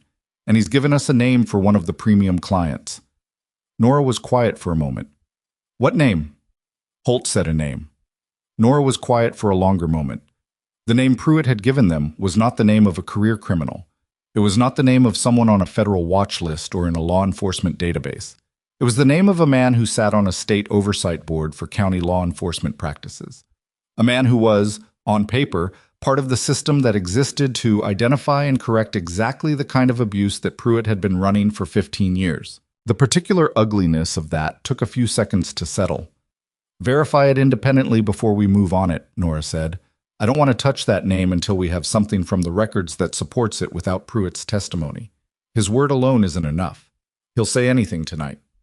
We're already looking. If the payment records support it, we'll have enough for a warrant by morning. Wayne County, the second site. What's the status? I've already contacted Kentucky State Police. They're staging now. I was waiting for your authorization to move. You have it. Same protocols as Bell County. Approach dark, medical on standby. Federal units lead entry. And Priscilla, she paused. Tell them to be ready for anything. Bell County was holding. Wayne County might be different. She didn't explain what different meant. Holt understood. They had both been doing this long enough to understand the range of what different could mean when you were dealing with a facility that had premium clients who paid 8 times the baseline for something the others weren't paying for. I'll coordinate, Holt said. Go get some sleep. When this is over, Nora said. She put the phone in her pocket and walked back toward the main structure, where the forensics team was still moving in and out with systematic patience, carrying the evidence of 9 years of organized harm into labeled bags and sealed containers that would eventually become the foundation of a federal prosecution that was going to take a very long time to build correctly. She was good with that. Correctly built things lasted. Nora arrived back at the Marlow County Sheriff's Department at 5:40 in the morning, when the sky to the east had gone from black to a specific gray-blue that was not yet dawn, but was the thing just before it. The building looked different in this light. Smaller, somehow, like it had given up some structural authority overnight. The federal vehicles were still in the lot. The forensics van was gone, replaced by a second evidence transport that had arrived from Lexington sometime after midnight. She went inside and found Theo Garland asleep in a chair in the break room. His statement had concluded at 1:30 a.m. She'd seen the log, and he'd declined the offer to be driven somewhere to sleep, which she understood. He was 26 years old, and his world had reorganized itself completely in the last 20 hours, and he was staying close to the thing that had reorganized it because leaving felt like abandoning the last solid ground. She let him sleep. Pruitt was awake in cell 1. She could hear him moving, the specific restlessness of a man who'd given information and was now lying in the dark, wondering if he'd given it for the right price. She didn't go to the cell. She had nothing to say to Dale Pruitt that wasn't already on the record, and nothing he needed to say to her that wasn't already in Holt's files. She poured the last of whatever the break room coffee maker had produced. It was terrible, thick with age, the kind of coffee that only existed at the end of long nights. And she sat at the small table and looked at the photograph of the scratched names on her phone. There were 11 names. Some were first names only. A few were just initials. One was a full name, Marcus, first and last, written in slightly larger letters than the others, like the person who wrote it had wanted to be legible, had wanted to make sure the name survived, even if they weren't sure they would. Marcus Feld. She sat forward. She looked at the name for a long time. Then she called Holt. Priscilla. Her voice was entirely steady. The man Theo mentioned to me yesterday, Marcus Feld. He owned an auto shop in Marlow County. Pruitt harassed him until he sold the business, 18 months ago. I remember. It's in Theo's statement. He sold the shop and left the county, but there's no subsequent record of him that we've pulled. He just left. She was looking at the phone. His name is on the wall in Bell County, full name, in the northeast partition, the one the forensic team numbered as position 7. A pause. A longer pause. He was in Bell County, Holt said. At some point, he scratched his name on the wall. She looked at the photograph. The letters were careful, deliberate, the handwriting of a man who had decided to leave evidence. He's not among the 9 we found, which means either he was moved or he was part of an earlier group, or he's at Wayne County, Holt said. Or he's at Wayne County, Nora said, and the Wayne County team is staging right now. I'll flag it immediately. Tell them to look for him specifically. Full name, male, probably mid to late 30s, was a Marlow County resident, and tell them... She stopped. She was looking at the photograph, at the deliberate letters, at the name written by a man who'd been a business owner in this county, who'd tried twice to run for commissioner and been blocked both times, who'd had his livelihood systematically dismantled before he was apparently fed into the same system he'd been quietly resisting. Tell them to hurry, she said. The call ended. Outside the small window above the break room sink, the sky had shifted. Not full dawn yet, but the color was moving. The gray-blue going paler, the stars at the horizon already gone. Nora sat with the bad coffee and the photograph and the list of names, and she let herself think, for just a moment, about what it would mean to Kwame Okafor, who had tried twice to run for commissioner and been shut down twice, who was still in Marlow County, who had survived, to know that Marcus Feld's name was written on a wall somewhere because he had not survived the system quietly enough. She was still thinking about it when Dent came into the break room with the kind of expression that meant movement, that meant something had happened that changed the timeline. Wayne County team is 30 minutes out, Dent said, but we've got a new problem. What? The partial name in Sims's payment records, the one associated with the highest premium transactions. Dent set a tablet on the table. On the screen was a scanned page from the payment record, the forensics team's notation beside it, and a name circled in red. Financial crimes matched the payment pattern to a personal account. The partial name isn't the oversight board member. Nora looked at the circled name. It's a sitting county judge, Dent said. Family Court, Marlow County. Judge Vernon Ash. He's been on the bench 11 years. Nora looked at the name for a long moment. A sitting judge. A man with subpoena power, with the authority to issue warrants, with the legal architecture of the county, running partly through his courtroom. A man who could have blocked investigations, who could have made certain records difficult to access, who could have ensured that certain complaints never made it to the point where they became formal, who could have, for example, made 2 residency objections appear at the last possible moment in 2 consecutive commissioner election cycles, each one just technically legitimate enough to hold until the filing deadline passed. Does Pruitt know? Nora said. That we've identified Ash? No, we've told him nothing since he gave his statement. Is Ash on the bench today? Dent checked her phone. Court is scheduled to open at 9 a.m. It was currently 5:57 a.m. Nora did the calculation. 3 hours and 3 minutes before a man who had been doing business with a human trafficking operation showed up in a Marlow County courtroom and began exercising judicial authority over the residents of this county, some of whom had been directly harmed by a system he had helped to maintain. Get me a federal judge, she said, right now. I don't care what time it is. I need a warrant for Ash's financial records, his communications, and a temporary injunction on his judicial activities pending investigation. and I need someone physically at his home by 7 a.m. to ensure he doesn't receive any communication from anyone connected to this case. That's going to require— I know what it requires, Nora said. Do it. Dent moved. Theo woke up at the sound of the break room suddenly filling with purpose. He lifted his head from where it had been resting against the chair back and looked at Nora with the blurred confusion of someone pulled out of real sleep. His hair was wrong on one side. He had a crease from the chair arm across his cheek. He looked at her face. What happened? He said. Go back to sleep, she said. We're not finished yet. He didn't go back to sleep. He sat up and rubbed his face and asked again, with the quiet stubbornness of someone who had decided overnight that he was done pretending things weren't his business. She looked at him. He was 26 years old, and he'd been in this county his whole life, and he'd grown up going to school and church and family dinners in a place where Dale Pruitt ran the department and Vernon Ash sat on the bench, and everything had seemed, on the surface, like a reasonable small-town arrangement. She thought about how much of what people called normal was just harm that had been running long enough to look like furniture. Judge Ash, she said. Theo went very still. Vernon Ash, he said slowly, like a man checking to see if a piece of the floor was solid before putting his weight on it. He signed the objection to Kwame Okafor's candidacy, both times. Yes, she said. Theo processed this. She could see it moving through him. The specific, exhausted grief of realizing that the rot went further than you thought, that the structure was more compromised than the piece you'd already found. How many of them were there, he said. She didn't have an answer for that yet. What she had was a payment record, a financial pattern, and 3 hours before a courthouse opened. We're going to find out, she said.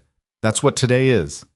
She left Theo in the break room and went back to the command room and began making calls. And outside the window of the Marlow County Sheriff's Department, the sky continued to go from dark to pale with the implacable progress of a day that had no interest in how ready anyone was for it.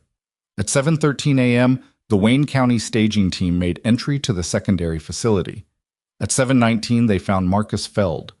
He was alive, which was the first thing the team leader said on the radio, and Nora heard it from across the command room and held on to the edge of the desk for a moment because her legs had been working for 26 hours, and the relief hit unexpectedly, the way relief always hit when you'd been holding something without realizing how heavy it was.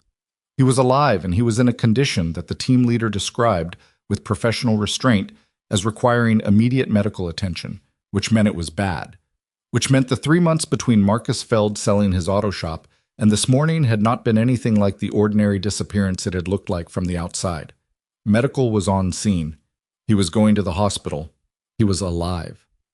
Nora sat down, finally, in the chair at the command room desk and looked at the photograph of the names on the wall and found Marcus Feld's name, full and deliberate, written by a man who had decided that leaving a record mattered even when he couldn't know if anyone would ever look for it. Someone had looked. She pulled up the file on Vernon Ash, the preliminary financial summary that the forensics team had compiled overnight, and she began reading it with the slow, thorough attention of someone building a case that was going to hold up to every challenge it was going to face, because it would face all of them. The file was 31 pages. She read every one. By the time she was on page 22, the federal judge in Lexington had been reached, had reviewed the warrant application, and had signed it. Court officers were en route to Vernon Ash's residence.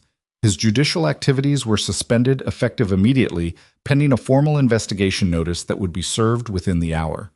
By page 28, the preliminary financial analysis had established a direct payment connection between an account in Ash's wife's name and a shell company that traced back through 2 holding entities to Sims Allied Transport.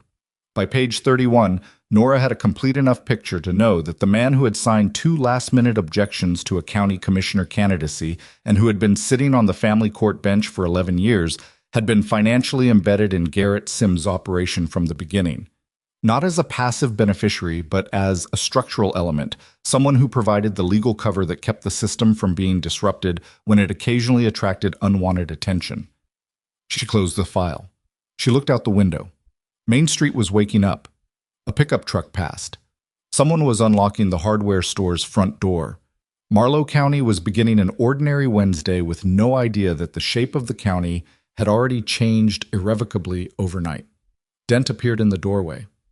Ash's residence, she said. Court officers arrived at 7:41. They served the notice. How did he respond? He asked to see the warrant. They showed it to him. He read it. Dent paused. Then he asked if Dale Pruitt had given them his name. Nora looked at her. He didn't ask what the investigation was about, Dent said. He didn't deny anything. He just asked if it was Pruitt. Because that was the thing about people who built systems together.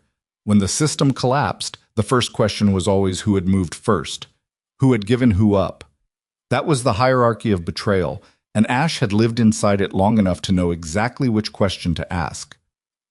Tell the court officers to hold him for a formal interview, Nora said, and tell them not to answer his question. She looked at the preliminary warrant summary on the desk. 31 pages. 11 years on the bench. A man with a family court appointment and a payment history that connected him to a warehouse in Bell County where 9 people had been held in partitioned cells. And outside the window, Marlow's main street continued to wake up, slow and ordinary, the way small towns do, unaware that by the end of this day, 2 of the men who had held this county in place for over a decade were going to be federally charged, and a third was sitting in a Wayne County hospital bed, alive, because someone had thought to look at the names scratched on a wall. But there was one thing still unresolved. One element that the overnight investigation had flagged and then set aside in the urgency of moving targets in multiple locations. The 3 premium clients. Ash was one. Sims's payment records identified 2 others.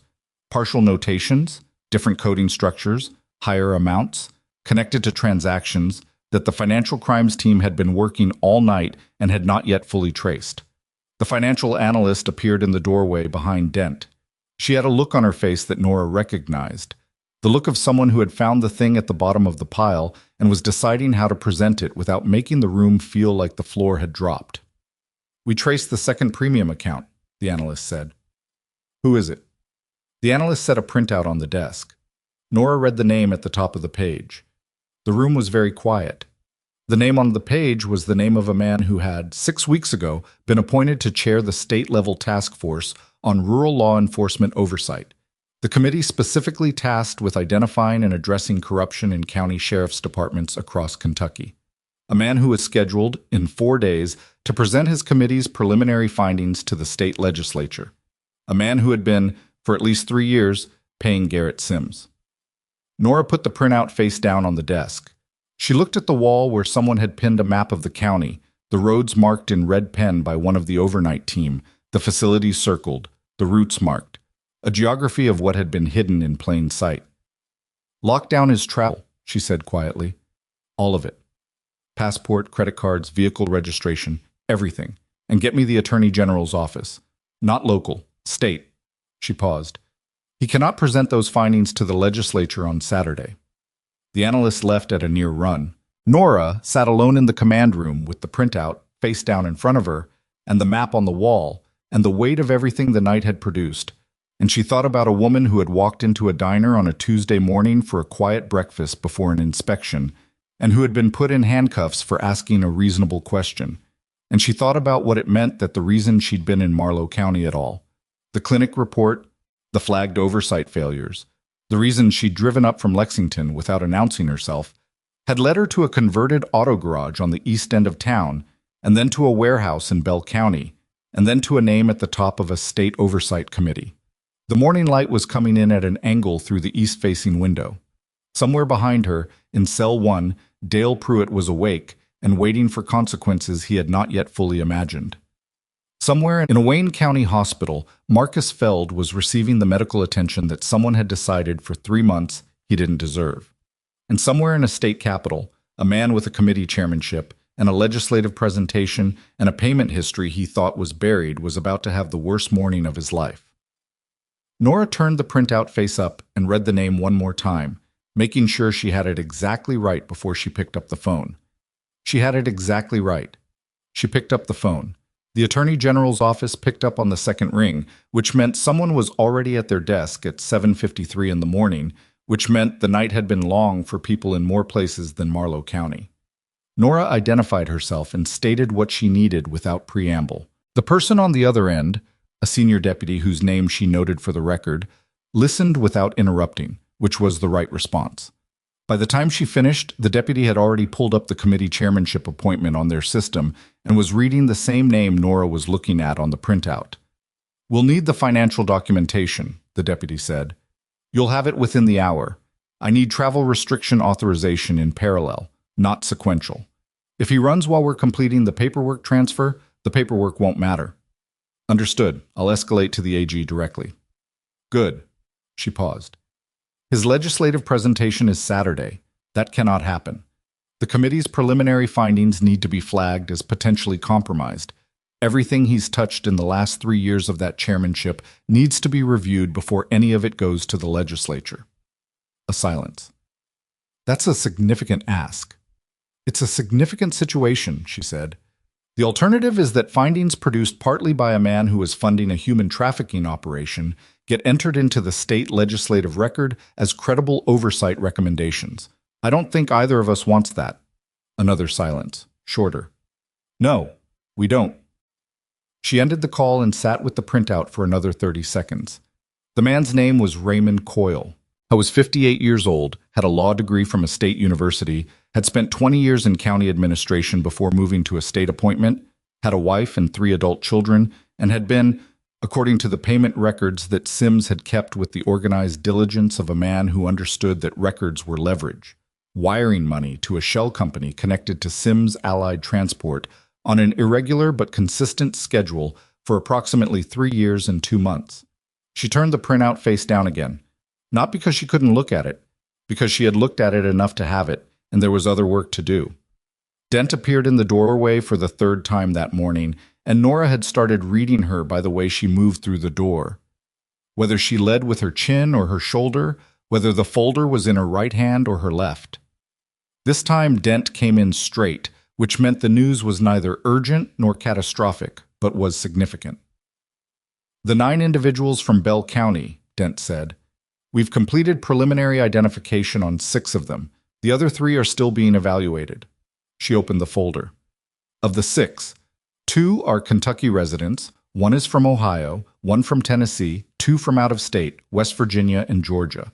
The West Virginia woman has a missing persons report filed on her from 7 months ago. Her sister filed it. Nobody followed up." Nobody followed up. Nora absorbed that in the way she'd been absorbing these facts all night, not setting them aside, not compartmentalizing them, but placing them somewhere specific and permanent where she would be able to find them later when it mattered. A sister in West Virginia who had filed a missing persons report 7 months ago and received nothing back. Who had kept living her life in the absence of information, not knowing whether her absence of news was good news or the other kind. "Get the sister notified," she said, "through proper channels, but today. Not tomorrow, today." "Already in process," Dent said. "The Ohio resident is also flagged. He matches a description in an unresolved workplace disappearance report from 8 months ago. A construction company reported him absent without explanation. The report was filed and went nowhere." "Same pattern," Nora said. "Same pattern," Dent confirmed. "The other 4 don't have active missing persons records, which could mean their disappearances weren't reported or were reported and resolved somehow, or nobody noticed they were gone," Nora said. Dent didn't answer, because there was no better answer than the one Nora had already given. This was the part of the work that didn't make it into federal press releases or procedural summaries. The people who fell through structures because there was no structure looking for them.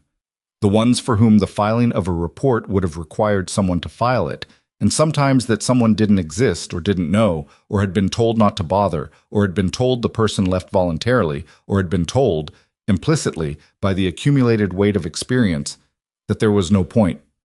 Nora looked at the folder Dent was holding. "Marcus Feld. What's his status?" "Stable. The Wayne County Hospital is describing his condition as serious but not critical. Dehydration, malnutrition, 1 untreated infection in his left hand. The infection is the most immediate concern. They've started antibiotics. They expect full recovery." Dent paused, in the way she paused when there was something additional. "He asked to speak with the agent on scene this morning. He gave a preliminary statement voluntarily before he was even fully evaluated." "What did he say?" "He said he wanted to make sure they knew about the names on the wall. In Bell County. He said he wrote them, not just his own name, all 11. He gathered names from the other people in the facility during the time he was there, and he wrote them all down. Dent looked at her. He said he was a mechanic. He said he knew how to make marks that would last. Nora was quiet for a moment. A mechanic who understood that physical marks lasted, who had gathered 11 names and pressed them carefully into the partition wall because he understood that a record, however small, was better than no record, who had done this while in a facility run by a man who viewed the people inside it as transactions. She thought about Theo Garland, documenting discrepancies on his notepad with shaking hands, about Ruth Callahan, recording conversations through an apron pocket and printing photographs on home equipment and packing a bag every few months so she could be ready to run, about Marcus Feld carving names into a wall with whatever he had, people who kept records in the dark, people who held on to the idea that the record would eventually matter to someone. "Tell the agent at the hospital to thank him," she said, "from me personally. Tell him those names are in federal custody and the people attached to them are being found."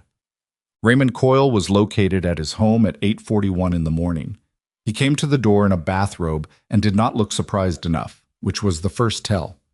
A man who was genuinely innocent of what he was being accused of would have looked different, disoriented, indignant, reaching for the framework of wrongful accusation. Coyle looked at the two state investigators and the federal agent behind them and said, very precisely, "I'd like to call my attorney." He hadn't asked what it was about. He already knew what it was about. The formal restriction of his travel and the suspension of his committee authority was processed before noon. His legislative presentation was canceled by the state legislature's administrative office at 10:15 pending review of committee activities. The announcement used language that was technically neutral, but that anyone reading it carefully would understand was not routine. The press noticed by early afternoon. This was the part that Nora had anticipated and prepared for, and also the part that she could not entirely control, because the press moved at its own speed and in its own direction, and the best you could do was ensure that the factual record was clean enough to withstand the momentum of early, incomplete reporting. She gave a brief statement through the FBI press office at 2 p.m. from the Marlow County Sheriff's Department, standing in the parking lot with the building behind her because the symbolism of the location was accurate, and she saw no reason to obscure accurate symbolism. She stated that a federal investigation initiated in Marlow County had identified a human trafficking operation connected to the county sheriff's department, involving the illegal detention and transport of individuals over a period of at least 9 years. That multiple individuals had been recovered from 2 facilities in Bell and Wayne counties respectively. That Dale Pruitt, former sheriff of Marlow County, had been taken into federal custody and would be charged with deprivation of civil rights, false imprisonment, conspiracy to commit human trafficking, and additional charges pending full review of the evidence. That Garrett Sims, operator of the transport infrastructure, had been taken into federal custody. That a sitting family court judge and a state committee chairman had been identified as persons of interest in connection with financial transactions linked to the operation, and that their activities were under active federal investigation. She answered 4 questions. She declined 11 others. She did not mention that 24 hours ago she had been in handcuffs on a bench in the building behind her. She did not need to. Ruth Callahan had already spoken to 2 journalists by the time the press conference ended because Ruth had spent 2 years waiting for the moment when speaking would be safe. And that moment had arrived, and Ruth was not the kind of woman who waited past the moment once it came. The formal charges against Dale Pruitt were filed at 4:17 in the afternoon by U.S. Attorney Priscilla Holt, in the presence of 3 federal agents, 1 court reporter, and Pruitt's attorney, who had spent the morning revising his understanding of his client's situation and looked like a man who was still revising. Pruitt sat across the table in the temporary interview room, his own department's break room, the same room where Theo had slept in a chair the previous night, and heard the charges read. He was still in his clothes from the day before. The authority he'd carried in his posture for 15 years had gone somewhere and left behind a man who was simply large and tired and sitting in a chair. When Holt finished, Pruitt's attorney made 2 procedural objections that were noted and would go nowhere. Then the room was quiet. Pruitt looked at the table. He looked at Holt. He did not look at Nora, who was standing near the door.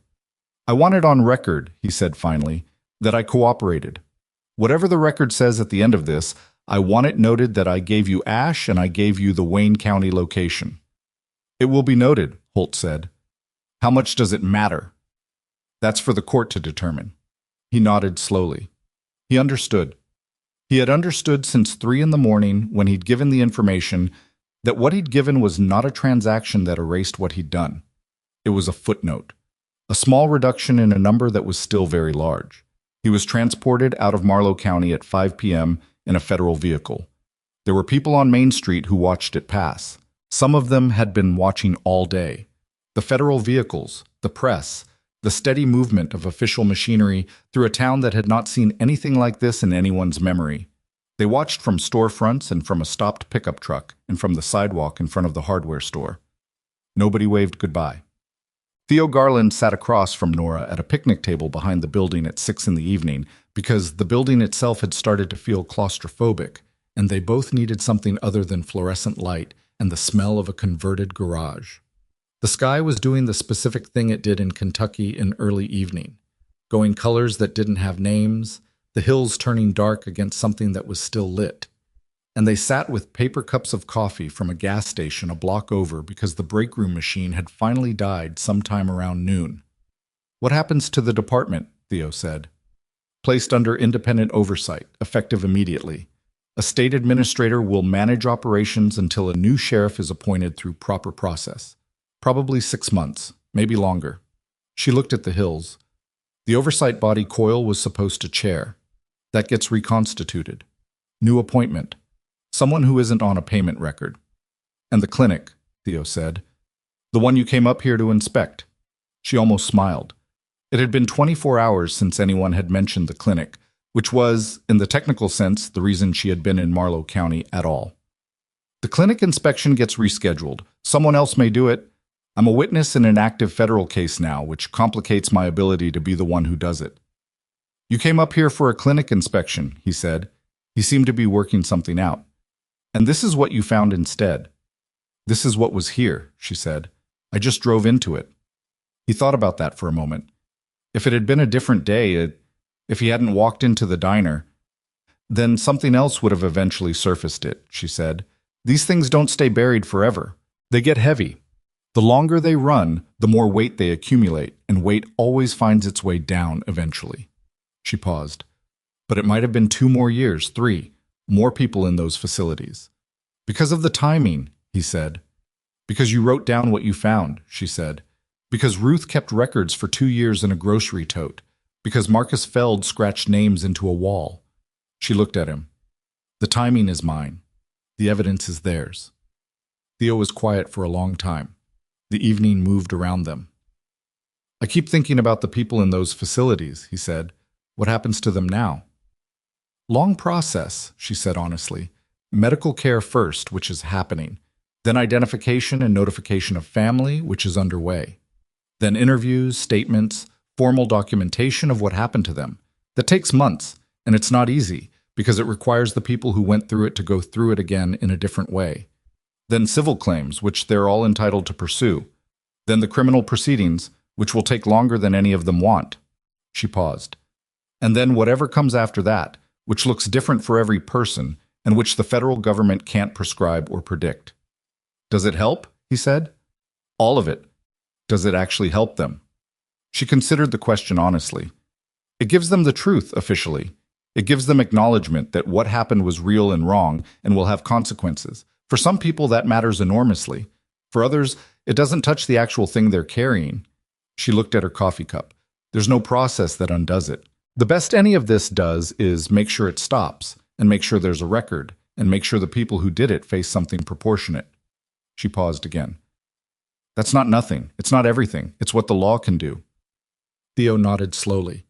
He was 26 and he'd been in Marlow County his whole life, and he was sitting at a picnic table behind a building that had been his workplace for 14 months and was trying to figure out what the next thing was. She could see that process happening in real time, the slow reorganization of a person who has had their frame of reference altered beyond recovery and is beginning to understand that this is not entirely a loss. The FBI, he said. How does someone get into that? She looked at him. You apply, she said. There's a process. It takes time, and it's not easy, and it doesn't move quickly. She looked back at the hills. but the kind of person who makes the decisions you made yesterday, under the circumstances you made them. That's a profile the Bureau is interested in, generally speaking. She said nothing else about it. She didn't need to. She had planted the idea precisely, and she would let it grow at whatever rate it grew. She went to see Marcus Feld the following morning.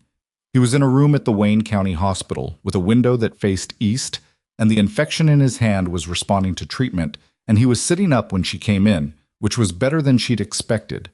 He was 37 years old, compact and careful-looking, with the hands of someone who had worked with them his whole life, and the eyes of someone who had spent the last 3 months making decisions about what mattered. He looked at her when she came in and didn't say anything for a moment. "You're her," he said. "The one they found in Marlow." "I am," she said. "They told me about it this morning, the full story." He looked at his bandaged hand. He put handcuffs on the director of the FBI. He did. "And that's why all of this—" He gestured vaguely at the room and the hospital and the implication of everything outside it. "That's where it started," she said. "But the reason it went where it went is the names on the wall." He looked at her. 11 names, she said. All of them are in federal custody now as evidence. The people attached to 8 of those names have been located. 3 are still being traced, but the investigation is active.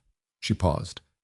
"You should know that what you did in that room, gathering those names, writing them where they could be found, is part of the formal evidentiary record.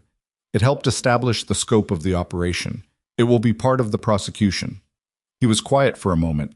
His jaw moved slightly, the way jaws move when someone is holding something together that wants to come apart. "There was a woman," he said, "in the 3rd partition. She was there when I arrived and she left. They moved her, about a month in. I don't know where." He looked at Nora directly. "Her name is on the wall, Carla Benton. 23 years old, from Knoxville. She told me she had a brother." He stopped. "I need you to find her." "We're looking," Nora said. "Her name is flagged. The investigation is active in multiple states now." "That's not the same as finding her." "No," she said. "It's not. But it's the difference between her being invisible and her being searchable. We went from invisible to searchable in the last 36 hours. That's the change." She met his eyes. "I'm not telling you it's enough. I'm telling you it's real, and it's moving." He nodded. The nod of a man who has learned, the hard way, the difference between being told something and knowing something, and who is choosing, with considerable effort, to extend provisional trust to a stranger. "Your auto shop," she said. "The one on County Road 7. He looked at her. "What about it?" "The sale was made under duress, systematic harassment that rose to the level of an abuse of law enforcement authority. That's going to be part of the civil damages review. I can't make you any promises about outcome, but I can tell you that the attorneys handling the civil side are going to want to talk to you about it." She paused. "You built that shop from a second-hand lift in a rented bay over 6 years. That's in Ruth Callahan's notebooks." She wrote it down. Something moved across his face, complicated and raw, and not entirely expressible. He looked at the window and the east-facing light, and was quiet for long enough that she gave him the quiet. "Ruth," he said finally. "She's okay?" "She's okay. She's in Marlow. She went back yesterday afternoon." "Of course she did," he said, almost to himself. "She never left, the whole time Pruitt was there. 40 years she's been in that diner." He shook his head slightly. "Stubborn woman." "Yes," Nora said, "fortunately. She stayed 20 minutes and then left him to the business of recovering, which was its own long process, and one she couldn't speed up or manage. She walked down the hospital corridor with the particular feeling that came at the far end of an operation. Not satisfaction, not its absence, but something more complicated and specific. The feeling of having done the thing that was possible, fully and correctly, and being aware that the thing that was possible was not the complete thing that was needed. She had been a trauma nurse long enough to know that feeling by its right name. It was called doing your job. The formal charges against Judge Vernon Ashe were filed 11 days after the events in Marlow County, when the financial documentation had been fully analyzed and independently corroborated, and the forensics team had matched 2 specific payment transfers in Ashe's wife's account to dates on Sims's intake log that aligned with the processing of 2 specific individuals through the Bell County facility. The match was precise enough that no reasonable interpretation existed other than the one the numbers described. Ash surrendered voluntarily. He came to the federal building in Lexington with his attorney and a suit that was too formal for the occasion, which was a tell, the same kind of tell as Coyle not asking what it was about. The formality of the suit was a man putting on armor for a room that wouldn't care about armor. His judicial appointment was terminated before the end of the day. 11 years of family court rulings went under review, with particular attention to any case in which a person associated with the county sheriff's department had appeared as a party or a witness. The reviews took months. Some of them found problems. Some of those problems had consequences that required their own processes to address. It was slow and imperfect and expensive, and it was also the only mechanism that existed for the purpose, so it ran. Raymond Coyle declined to cooperate initially, then changed his mind when the financial crimes team finished tracing the third payment stream. The one Coyle had routed through 4 shell entities across 3 states, which he had apparently believed was untraceable and which had turned out to be merely difficult to trace, a distinction that mattered considerably. He gave a full statement in exchange for a sentencing recommendation. The recommendation was modest. The sentence, when it came, was not. Garrett Sims was charged federally with human trafficking, conspiracy, and a list of additional charges that took 3 minutes to read aloud in court. He did not cooperate. He entered a not guilty plea and mounted a defense that lasted through 14 months of proceedings and ended in a conviction on all primary counts. The sentencing was in a federal courtroom in Lexington and was not brief. He was in the room when the sentence was read. His face did not change. He had the face of a man who had understood, at some level, that this was always one possible end to the work he'd been doing, and who had calculated that the years of operating outweighed the risk, and who had simply calculated wrong. Nora went back to Tully's diner on a Saturday in late October, 7 weeks after the Tuesday that had started everything. She drove up from Lexington herself, in her own car, no detail, no prior notification. She parked in the same spot and walked in through the same door, and the bell above it made the same sound, and the diner smelled exactly as it had the first time, bacon grease and steam and morning, the specific morning that belonged to people who were already working when others were still sleeping. Ruth was behind the counter. She looked up when Nora walked in, and her expression went through several things in rapid succession. Recognition, something that wasn't quite shock but was adjacent to it, and then a steadiness that settled over all of it, the steadiness of a woman who had been carrying something heavy for a long time and had recently put it down. "You came back," Ruth said. "I said I would." Nora sat in the same booth.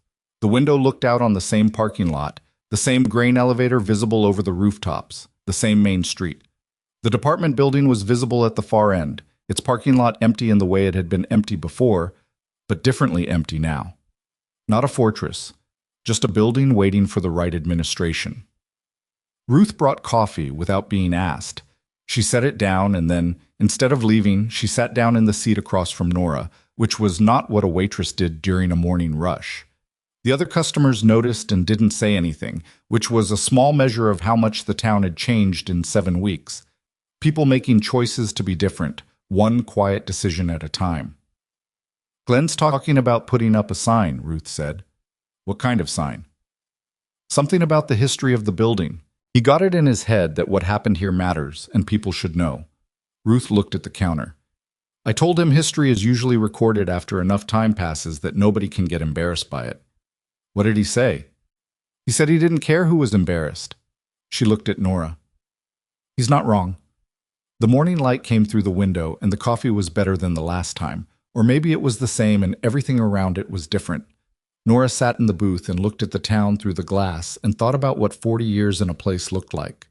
The depth of investment that accumulated when a person stayed, when they chose the staying over and over without anyone knowing they were choosing it. "How are you doing?" Nora asked. Not officially, just the question. Ruth considered it. "I sleep better," she said finally. "I've been sleeping poorly for 2 years, just a light sleep, always listening. This week I slept through 2 nights." She looked at her coffee. "That sounds like a small thing." "It's not a small thing," Nora said. "No, I suppose it isn't." Ruth turned the cup in her hands. "The people from the facilities, the 9, and Marcus." "Marcus is in Lexington," Nora said.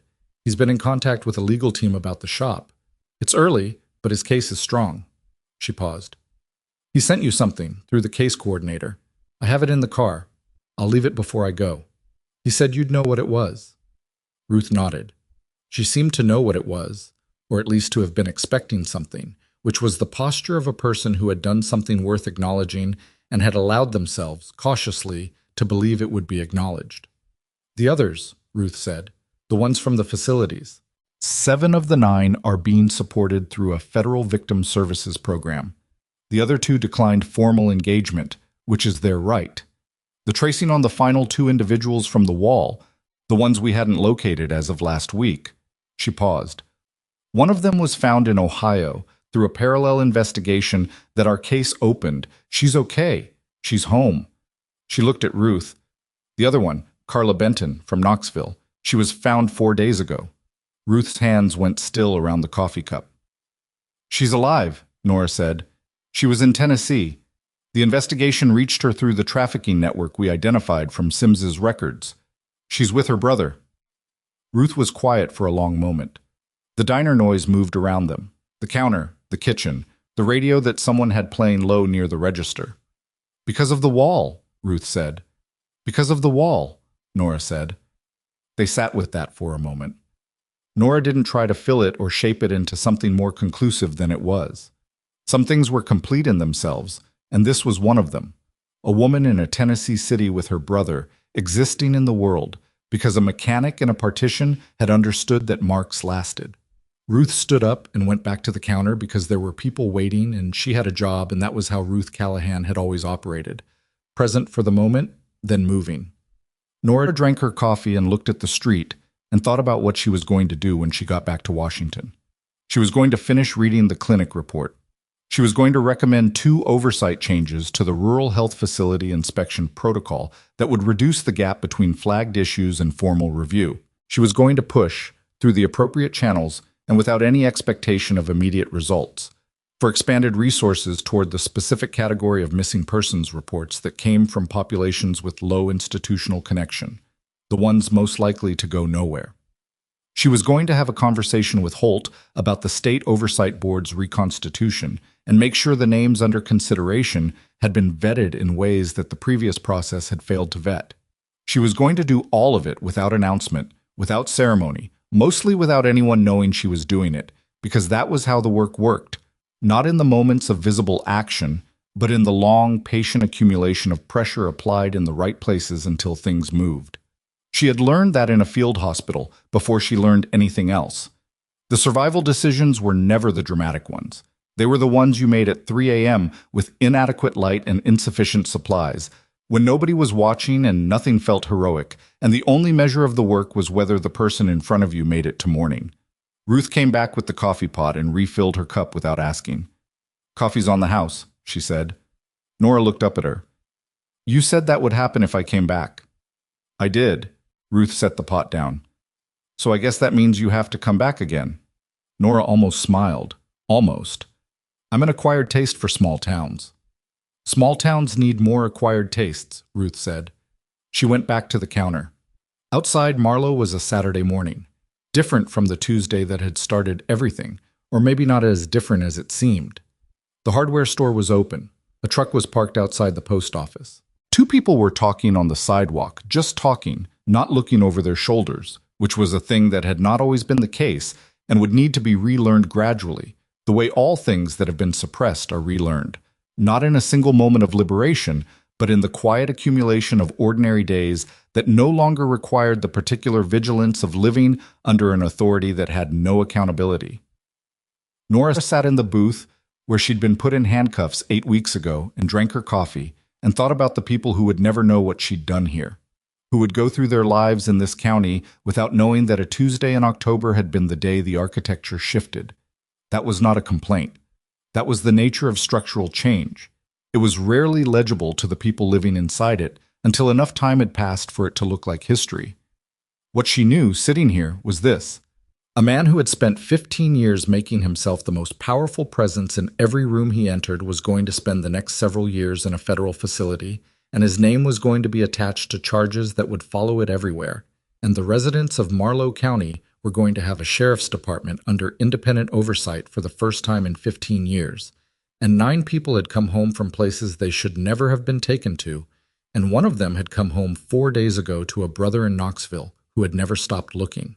And a woman named Ruth Callahan was going to keep working behind that counter for as long as she decided to keep working behind that counter, with the knowledge that she had done something that mattered in the only way it had been possible for her to do it, quietly, alone, over a long time, with a recorder in her apron pocket and a tote bag packed under her coat closet shelf. That was the thing about quiet strength. It didn't announce itself. It didn't wait for permission.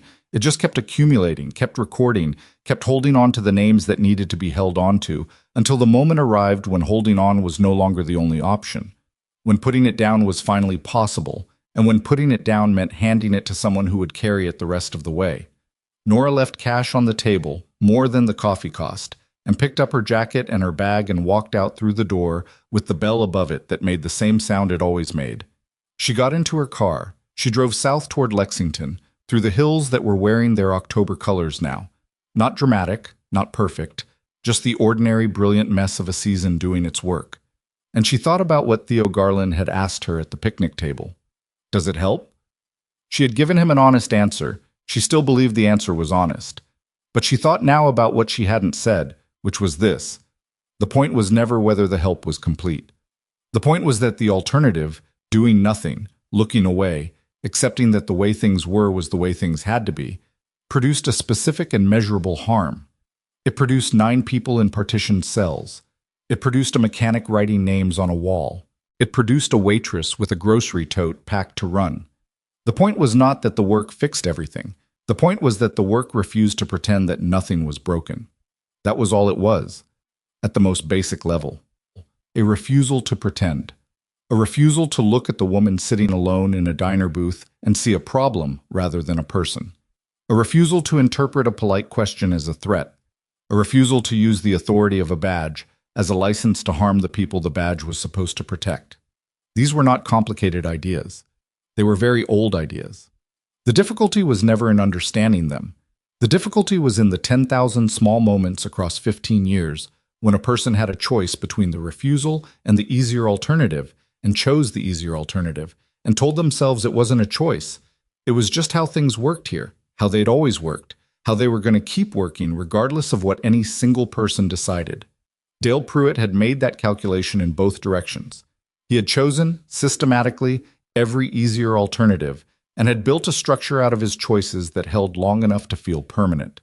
And one Tuesday morning, a woman sat down in his county for a quiet breakfast and declined to pretend. She drove through the last of the hill country, and the road opened onto the wider valley, and Lexington was visible in the distance, and the sky above it was clear, and she had work to do when she got there, and she knew exactly what it was, and she was not finished. She had never been the kind of person who was finished,